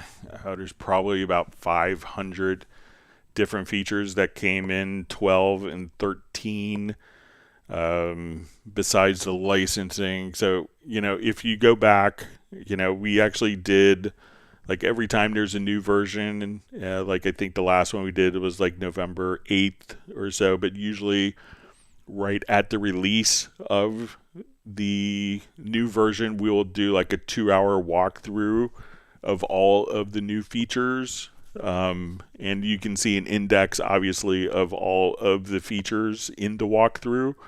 That would be a good reference and a good, like, you know, to see like the new features kind of in detail. You could obviously kind of skip around, but see everything kind of listed there. But, you know, every version's probably 200, 250 new features. So.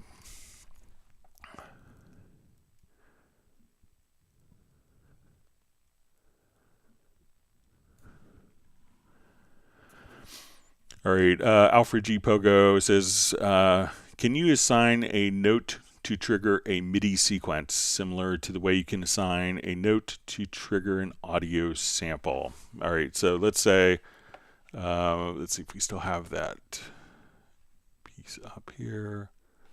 All right, so let's say I want to trigger this sequence, like this cello part here.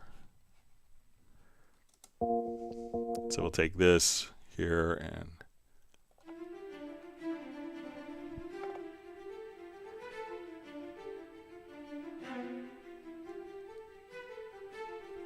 all right, and let me just get rid of the tempo. Nope. Tempo changes here.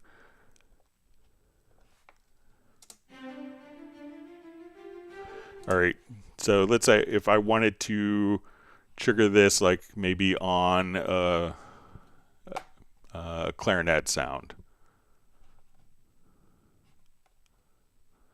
All right, so let's add an instrument track. Let's go to High and Sonic.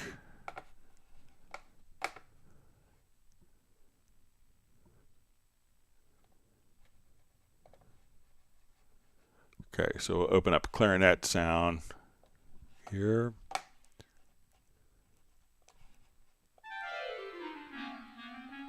All right, so I think what we could do, and this is kind of an interesting workaround and just kind of flexibility with Groove Agent, but if you want to trigger it with a note, let's add an instance of Groove Agent. So we'll do Groove Agent SE. We go to a pattern pad. So let's say I want this to be on C0. All right, and I'm going to drag this pattern to C0. So now we have this pattern pad. I'm going to go to the clarinet, and we want, so now that we've added Groove Agent, I'll go to my clarinet sound here. All right, I'll just make sure that's the clarinet. Okay, and we're going to set its MIDI input from Groove Agent's MIDI out. So now if I hit the pad, if I did it right, I think that we should be able to trigger. Let me make sure that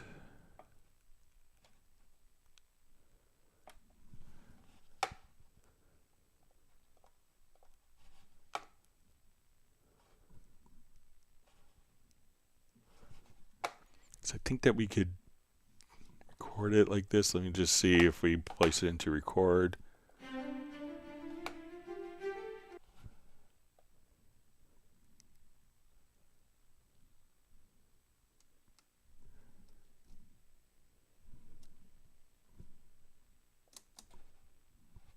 All right, let me see if I think if we do it through Groove Agent, we could send the MIDI out by triggering the pitch here. Just see if I'm having a brain cramp on.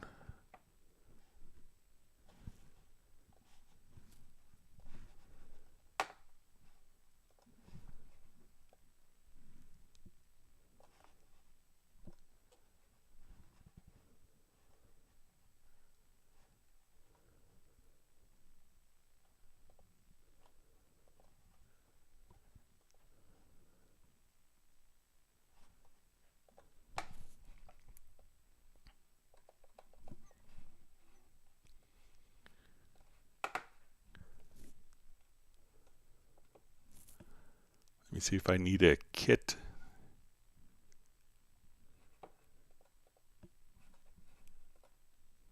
Don't think so. I think we should be able to.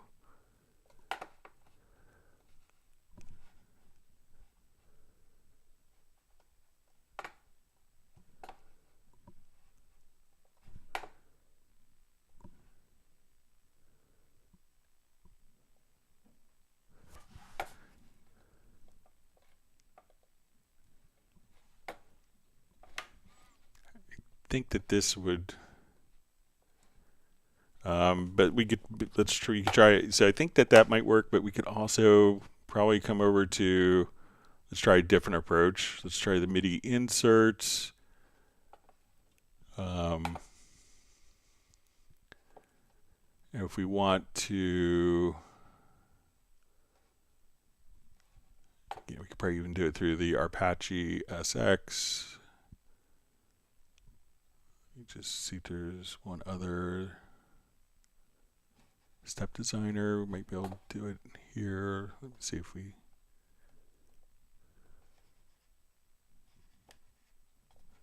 All right, let's try the MIDI.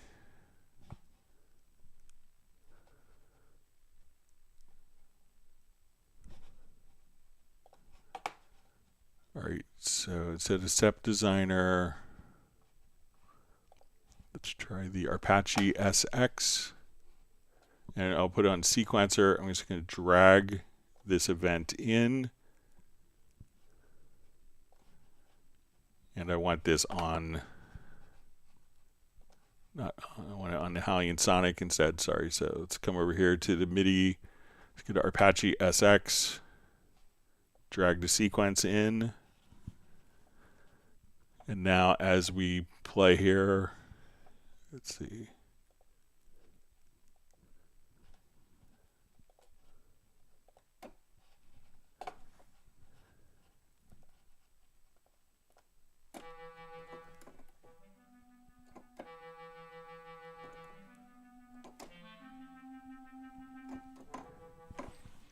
It doesn't seem to do what I want. Let me try just one more time with a Groove Agent instance. So let's say if I drag this out,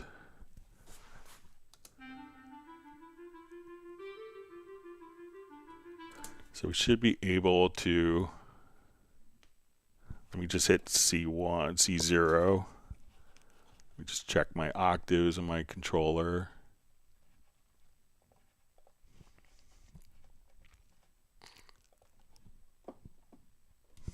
Okay, so I'm going to go down an octave.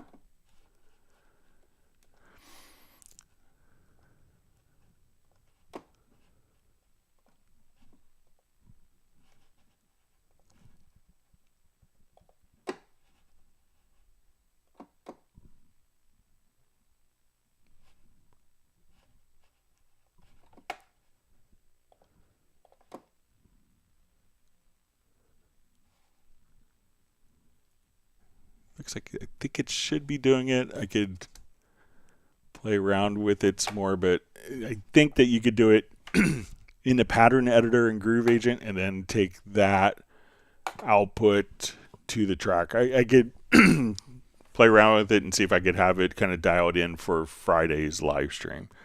But I think I've done it before that way. So sorry, couldn't get it to work. All right, wonderful to see Gareth on from Bilbao, Spain.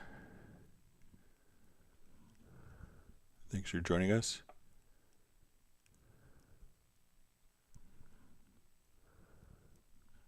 All right.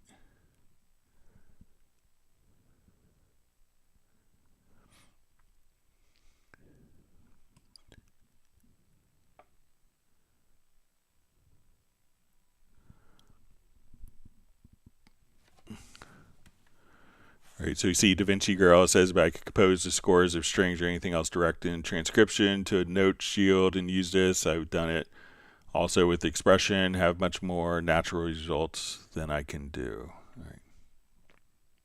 With any logical editor. So I think if you're, how you're ingesting data in, and if you don't need to use a logical editor, that's great.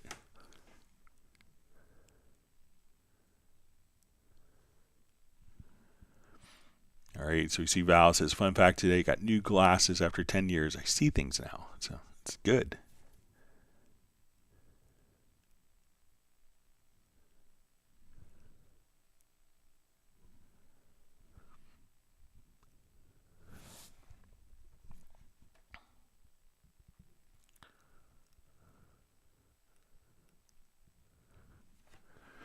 Okay, so Felix Freeride asks, hi Greg, I'm working with a lot of MIDI tracks, rock bass for example, and I'm struggling a bit to find a naturally sounding VST from the Hallian Sonic library. Any tips on that? I'm using Cubase 14 Pro. So I like the electric bass instrument that comes with Cubase.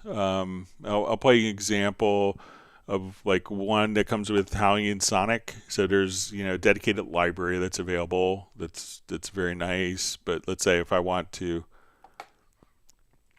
come here, let me just think I have the song. See if I have it. All right, let me just open.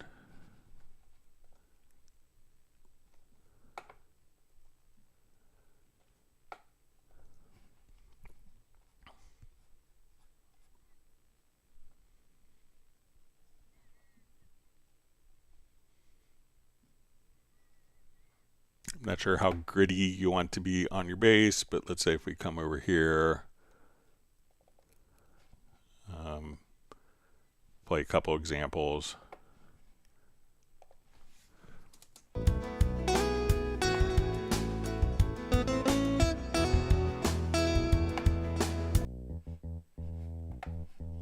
Like in context,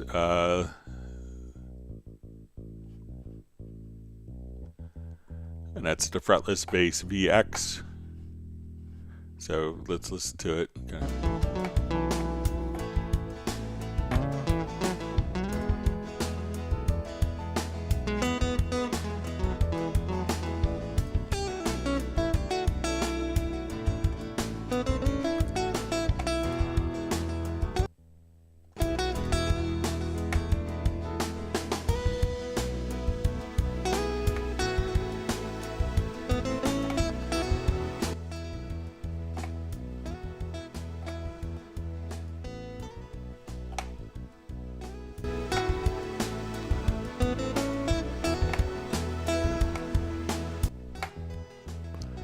So let's say if you're going to go to like the electric bass, there's a lot of great sounds in here. So let's say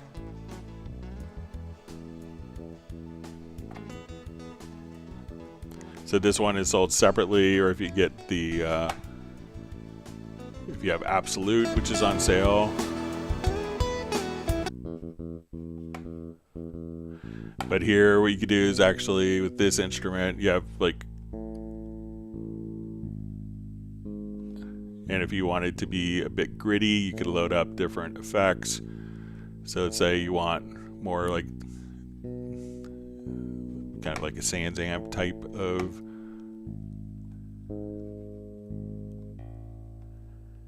And what's kind of interesting about this one is you have the ability to. So let's say, okay, let's get to the amp.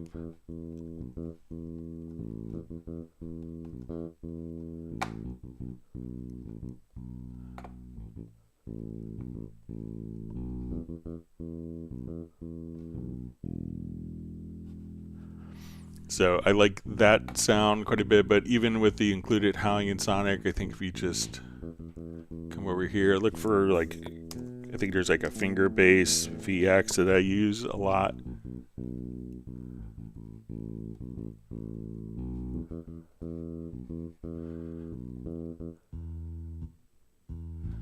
And they always, for some reason, have a little bit of verb on it.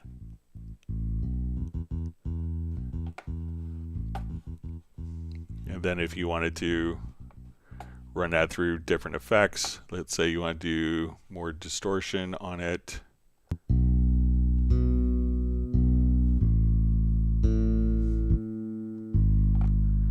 So let's say we'll come over to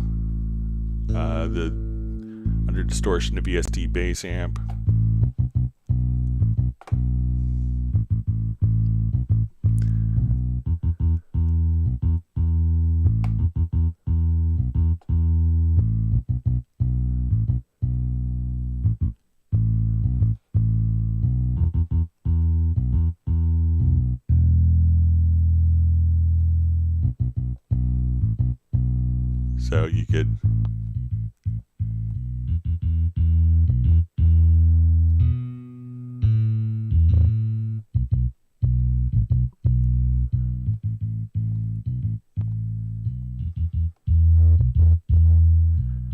So you could get some like really useful bass tones kind of with that. The sounds included and that plugin is included. So if you play around with those, I think you get some great bass tones.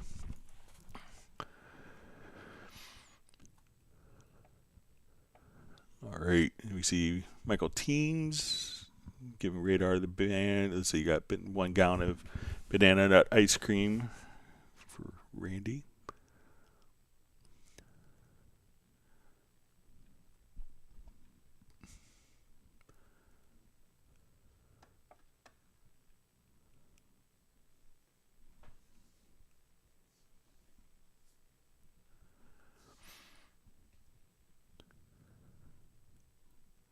See, Da Vinci Girl says, I have exact this guitar done for a library. It's a very popular pattern, but I forgot the song and band. It's okay because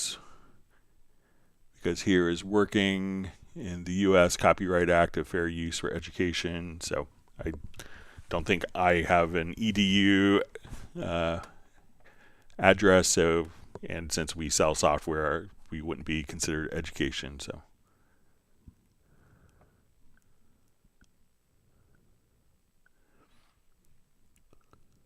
All right, Michael Teams wants everyone to smash the like button.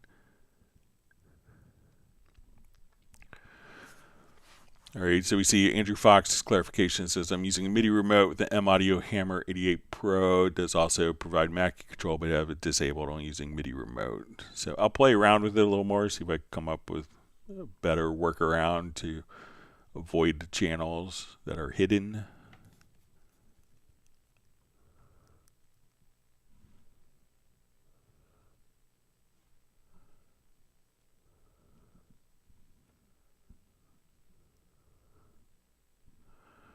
All right, Jagurtha Studio says, how to transform audio to MIDI, please.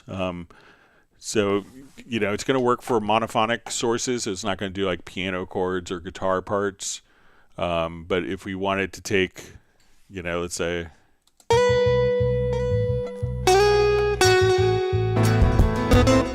just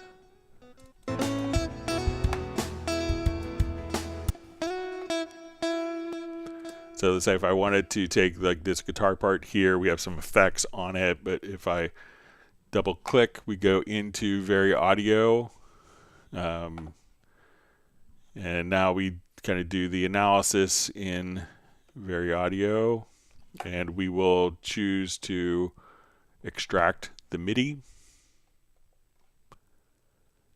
and probably the MIDI track is going to be added below. So again, you can just kind of take, you know, one particular part here. Let me find where the pitches are here.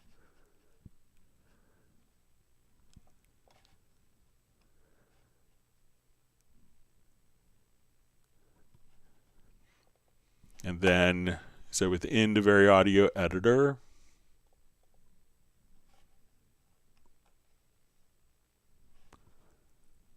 just extract MIDI. We'll put it to a new MIDI track. And then we could have the MIDI automatically split like that. But it's not designed to break apart chords. So.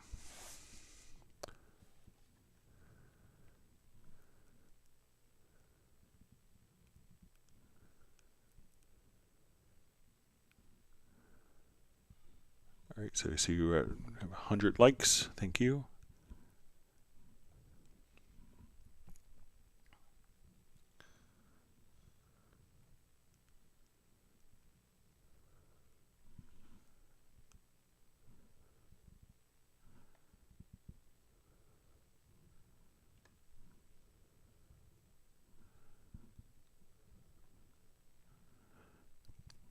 All right. Reading through comments.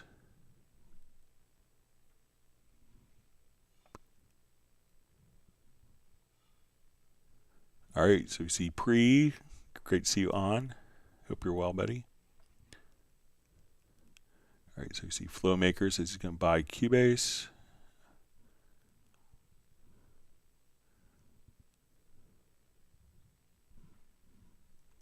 All right, let me make sure I didn't miss any questions.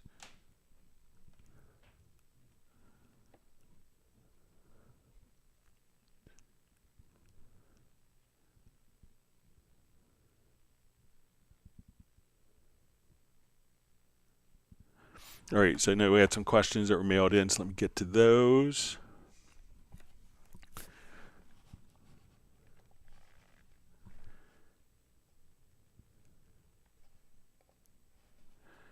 Okay, so the first question we had was how to control more plugin parameters with the Focus Quick Control. All right, so if we have a plugin, like we were just looking at the VST bass amp, and if we have a plugin that has a lot of potential parameters, or let's say frequency is a great one as well. So a lot of times when we have a control surface that's set up for that where we have like 8 faders here, we could see that when we have like 8 faders that we have more than like 8 parameters that are kind of associated with this. So I'll just put a brand new instance. So we want to be able to control more than 8 parameters on a particular plugin. So let's come over here. Frequency is good because we have 8 bands, and we have like 3 knobs for the frequency, the Q, and the gain for each of the bands. So when we want to come over each of the plugins, we could go to what's called like a little MIDI remote control editor. So we're going to go to our remote control editor, and here it's going to be broken down into banks of 8. So if you have 56 parameters in your plugin, you would see 8 banks or 7 banks of 8 parameters.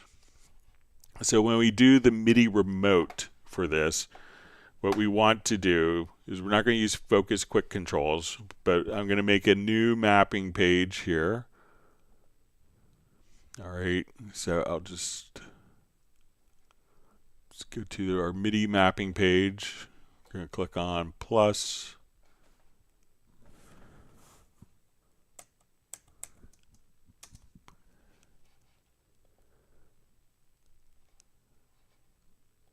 All right, here I'll just duplicate this one.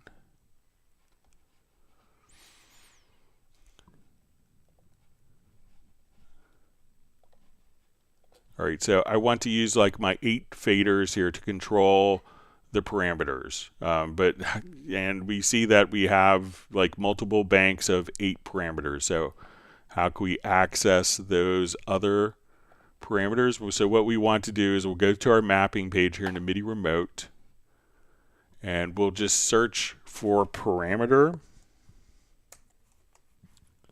So we want to go basically to the selected track, and then I'll just close all these so we can navigate. So if you search for a parameter or go to selected track, we'll go to insert and strip effects. We'll go to insert actions and under parameters. So first we want to come here and make sure that the number of parameters we have are assigned that matches how many faders we have in our system. So I have 8 faders on my little nano control here. So I'm going to hit OK. Now we have these actions. So we can say I want to go to the next parameter, plugin parameter bank, or the previous plugin parameter bank. So I'm going to say I'm going to hit a button on my MIDI remote, and we're going to assign this button here to the previous pattern bank, and this button to the next pattern bank. So click here, previous, and then we have parameters 1 through 8. So I'm going to move my fader, move fader 2, double click, we're going to assign parameter 2, move fader 3, fader 4, fader 5, 6, 7, and 8. Okay, so now let's go open up the plugin again. So I'm in parameter bank 1. So when I move the parameters, I'm adjusting EQ bands 1, 2, 3, and 4, but not 5, 6, 7, 8. So I'm going to hit this button here again. So this is going to take me to the next bank of parameters. And now that I do that, I move the faders here at the bottom. And now I'm controlling 5, 6, 7, 8. When I go back, I'm controlling 1, 2, 3, 4. So this way, if you have one plugin, you're like, oh, I have like 8 controls, but there's 48 parameters in that plugin. You can just simply come over here and hit this button to go back and forth between different parameter banks so that you could quickly access all of your plugin parameters. And within the editor, you can come over here and change the order of your plugin parameters as well. So if you just kind of click on the learn button, you could come over here and say, oh, I want to move this knob, and it's going to learn this function. So you could customize that if you want to. All right, next question. mailed in. I think this says, I found a bug in a project I linked to you here. It's a very strange bug, I think, and it doesn't bother me much, but it's still a bug Steinberg might want to know about. I have this project and I've stripped the third-party plugins to be good on your end, and it changes the signature at the end. I have the left and right locators at the beginning and end of the arrangement with loop play on, and play the last part of the song from bar 94. Then it does not continue at the beginning of the song and loop play. It stops play. Play from bar 94 with loop on and see if it stops the play for no reason.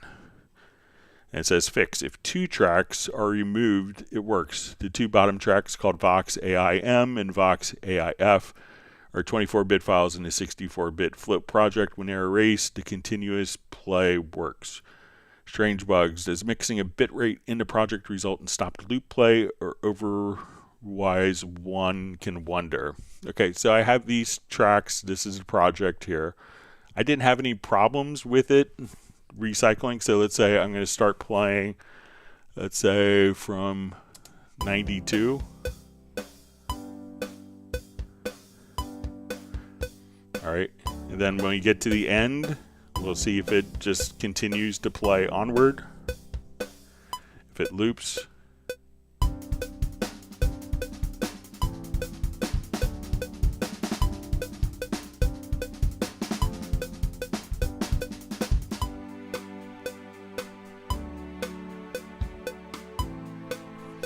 So it seems like everything is playing as expected. So I'll go to the end here. It doesn't stop.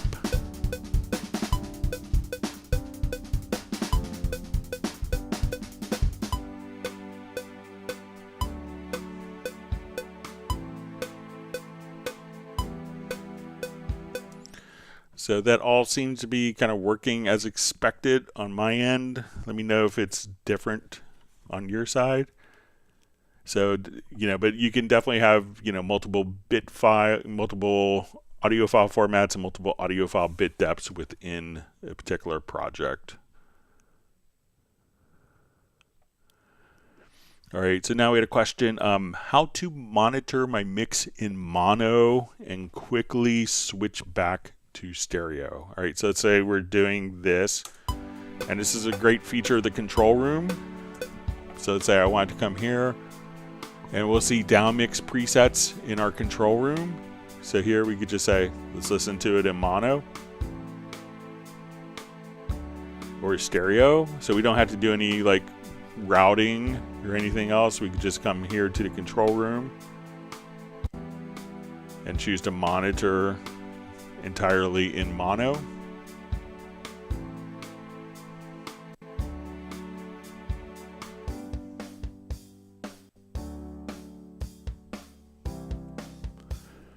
And there's some people that will, do everything entirely in mono and, mix the whole project, make sure it sounds great in mono, and then at the very end, make sure everything is working in stereo as well. But I know, some engineer friends of mine will, do 98% of everything as mono for their mixing, and then they just kind of open it up to stereo at the very end, so they're not so reliant on it. But that's an easy way using the control room in the downmix presets just to be able to switch back and forth with the mono and stereo without having to change routings.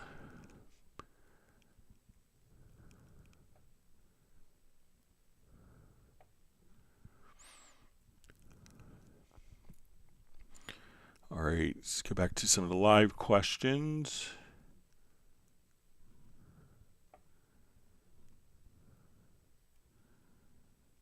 All right, you see Uno Memento saying good night. It's going to say everyone on Friday. All right, Jugurtha Studios, how to trigger drums. So we said this just a little while ago, but if you wanted to write MIDI data from a drum part, so while it's not a live trigger, it's probably more accurate.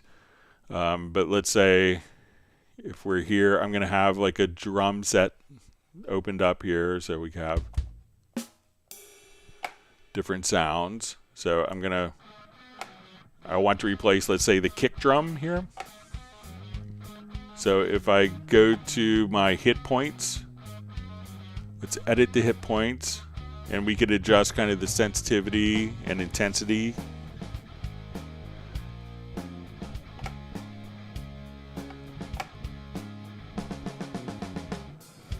All right, and then you'll see a little create tab. So I have this track selected. We're going to create MIDI notes. And we'll put it on C1. And I'm going to put it onto, we're going to retain the dynamics. I'm going to put it onto the first selected track. And we hit OK. And now we're triggering the kick drum in the instrument here.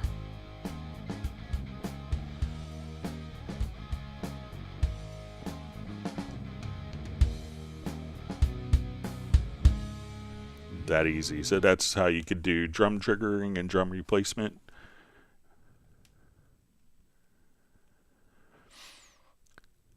All right. So we see from Hante Street Boss, does Cubase 14 have ghost notes? So I think different terminology for what ghost notes are, but let's say if we come here,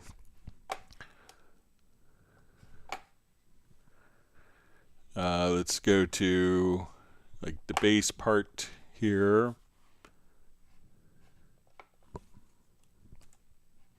All right, so if you don't want to see like all the notes in a particular project, we could do pitch visibility.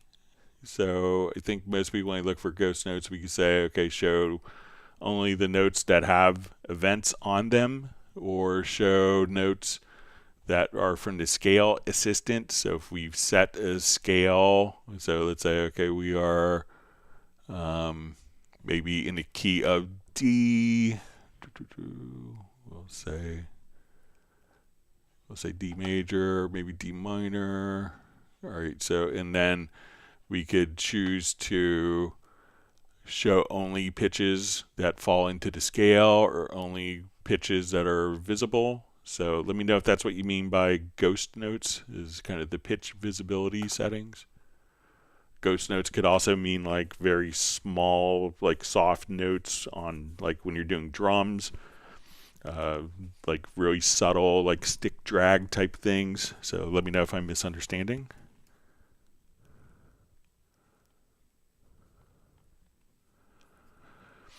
All right, so we see from Soren, says, strange, what happens if you zoom in?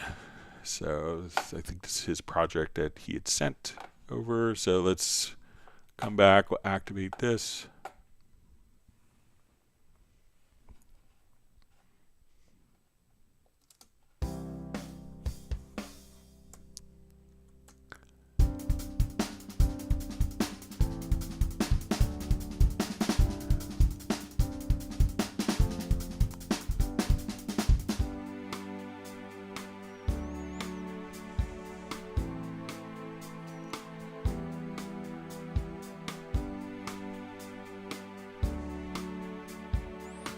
So it seems to work as expected. So maybe it's one of the plugins you removed, you know, so check that. All right. We see from Soren, says, I'll record a video perhaps, and if it stops looping for me, maybe if you're zoomed in, Greg. So yeah, record a video and I'd be happy to look at it for you, Soren. All right. See, Soren's now received 1 gallon of coconut chocolate almond ice cream. It's very flavor rich. All right, Mark Raven is reminding everyone to look up for the meteors tonight and the northern lights and Saturn and Venus. You have to remember to do that tonight. All right, so we see Jazzy saying Yamaha Synth guys are doing their live stream now. So say hi to Blake for me. All right, see Michael Teams has a telephone, has his telescope set up. He's ready to check out the meteors.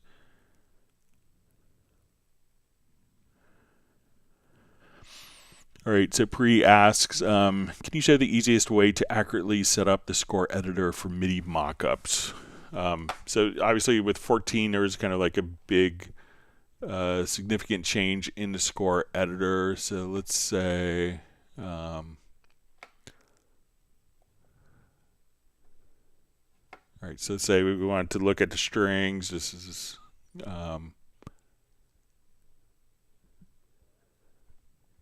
so generally, one of the tricks is just kind of using, like the names. So a lot of it can be kind of based on names. So let's say we'll come over here to this example.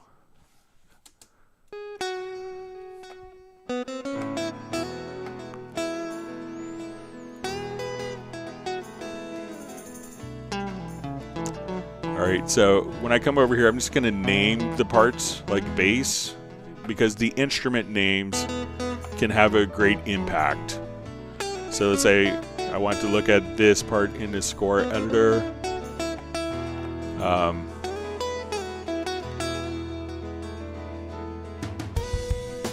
So once you have kind of the name laid out for you, if you go to the settings, you'll see like an instrument settings.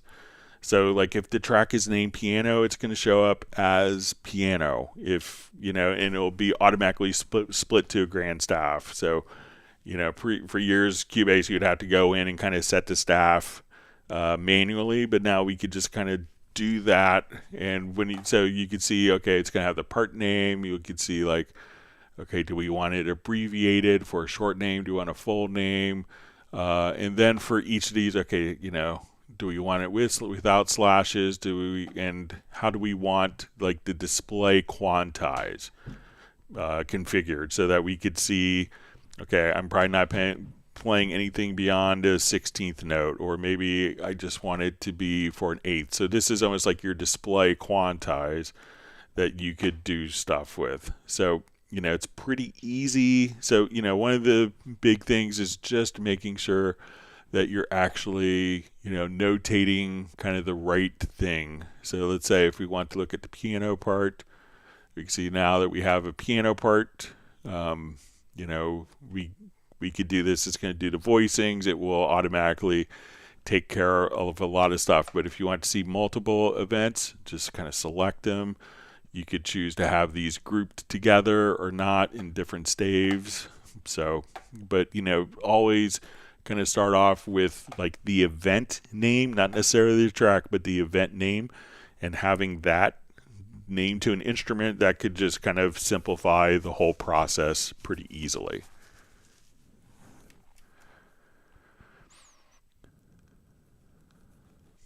All right. See, Mark Raven just saying yes, big night for space. Yeah, I was just listening to a podcast about the space race. It's very interesting. My dad worked on all that stuff in the 60s and 70s.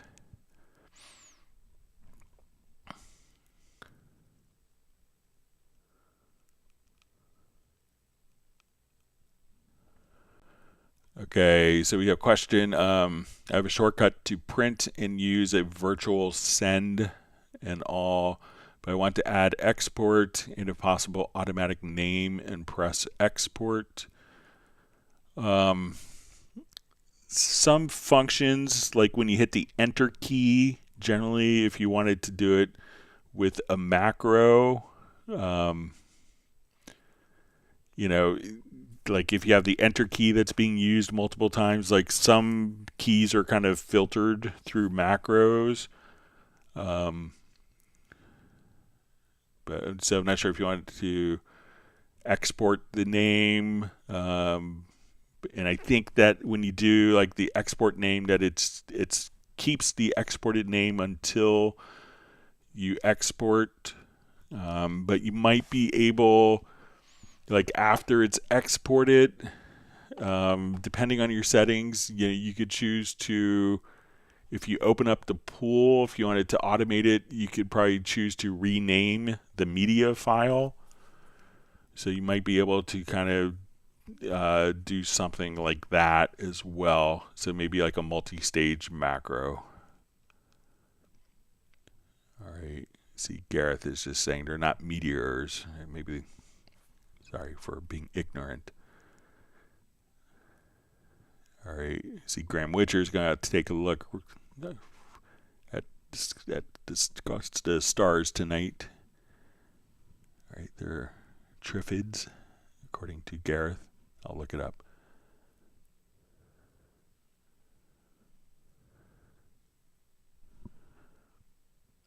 All right, so we see Mark Rabin just says,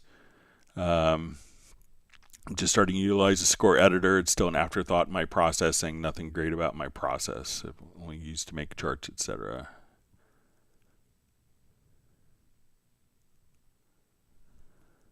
All right, so see Gareth just says, great to have if ever needed. And Mark says, yeah, but we see lots of questions about it today. We only dabbled like 10 minutes, but achieved my goal, which is awesome. All right, so everyone's going to look up Triffids. See, all right, let me see. We may have had a couple other quick questions that were mailed in. Let me see if I get to those. See if we have any more. Okay, one last question was mailed in. How to disable activate cycle mode by clicking in the upper portion of the ruler. All right, so if sometimes when we click here, we could turn on and off cycle mode, which is handy. Sometimes people, when they accidentally click, they're in the hand area. Maybe they, instead of zooming, they turn cycle on and off. So if you want to stop that, let's go to your settings. We will go to preferences. I think it's going to be settings or your preferences. I believe it's under transport, where you say clicking locator range in the upper part of the ruler activates cycle. So if that's turned off, I can now click here to my heart's content without activating or turning off cycle. So that preference again. So preferences or settings, transport, clicking on locator range in the upper part of the ruler activates the cycle.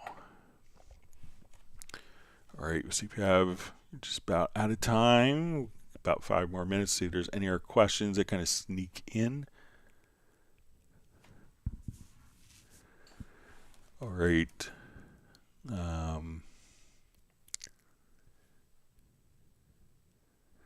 Okay, Mark Rabin is asking, when is the next Zoom? So is it like maybe the 28th? So it would be, or the 30th maybe. Let me just take a quick look at the calendar. So it looks like the 29th will be our next Zoom, which will be the Friday of Labor Day weekend here in the U.S. Okay. All right, and Mark is going to bring his dog Stella, and she will sing for us. Okay.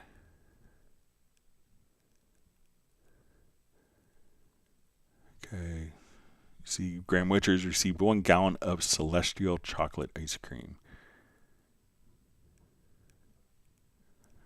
All right, we see Roland Sepp says, many thanks for number 499, Greg. I've missed a bit, but we'll catch up before 500. All right. All right, so we see Rick's friend is about to upgrade to 14 Pro, and he's trying to ease him into it. So tell him it will make him a better person. Tell him, yeah.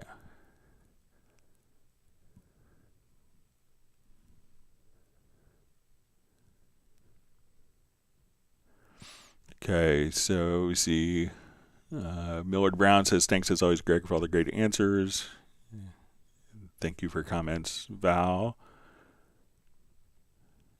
John Costigan says, thanks for the tips, tricks, and polite company. And he's looking forward to the 500th live stream this Friday, so tell your friends. Yeah, and Val and Jazzy, I got your emails. Thanks for the verification.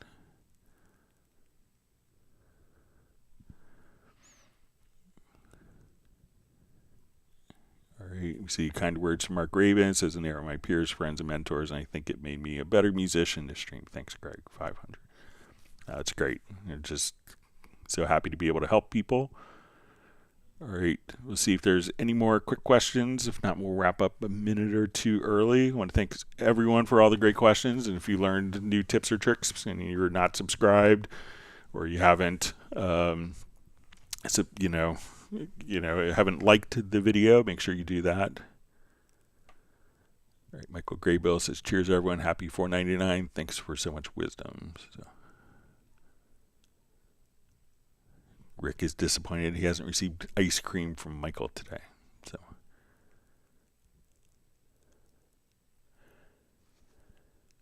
All right, see, we'll give it another 30 seconds or so before we wrap up. I want everyone to stay safe and healthy.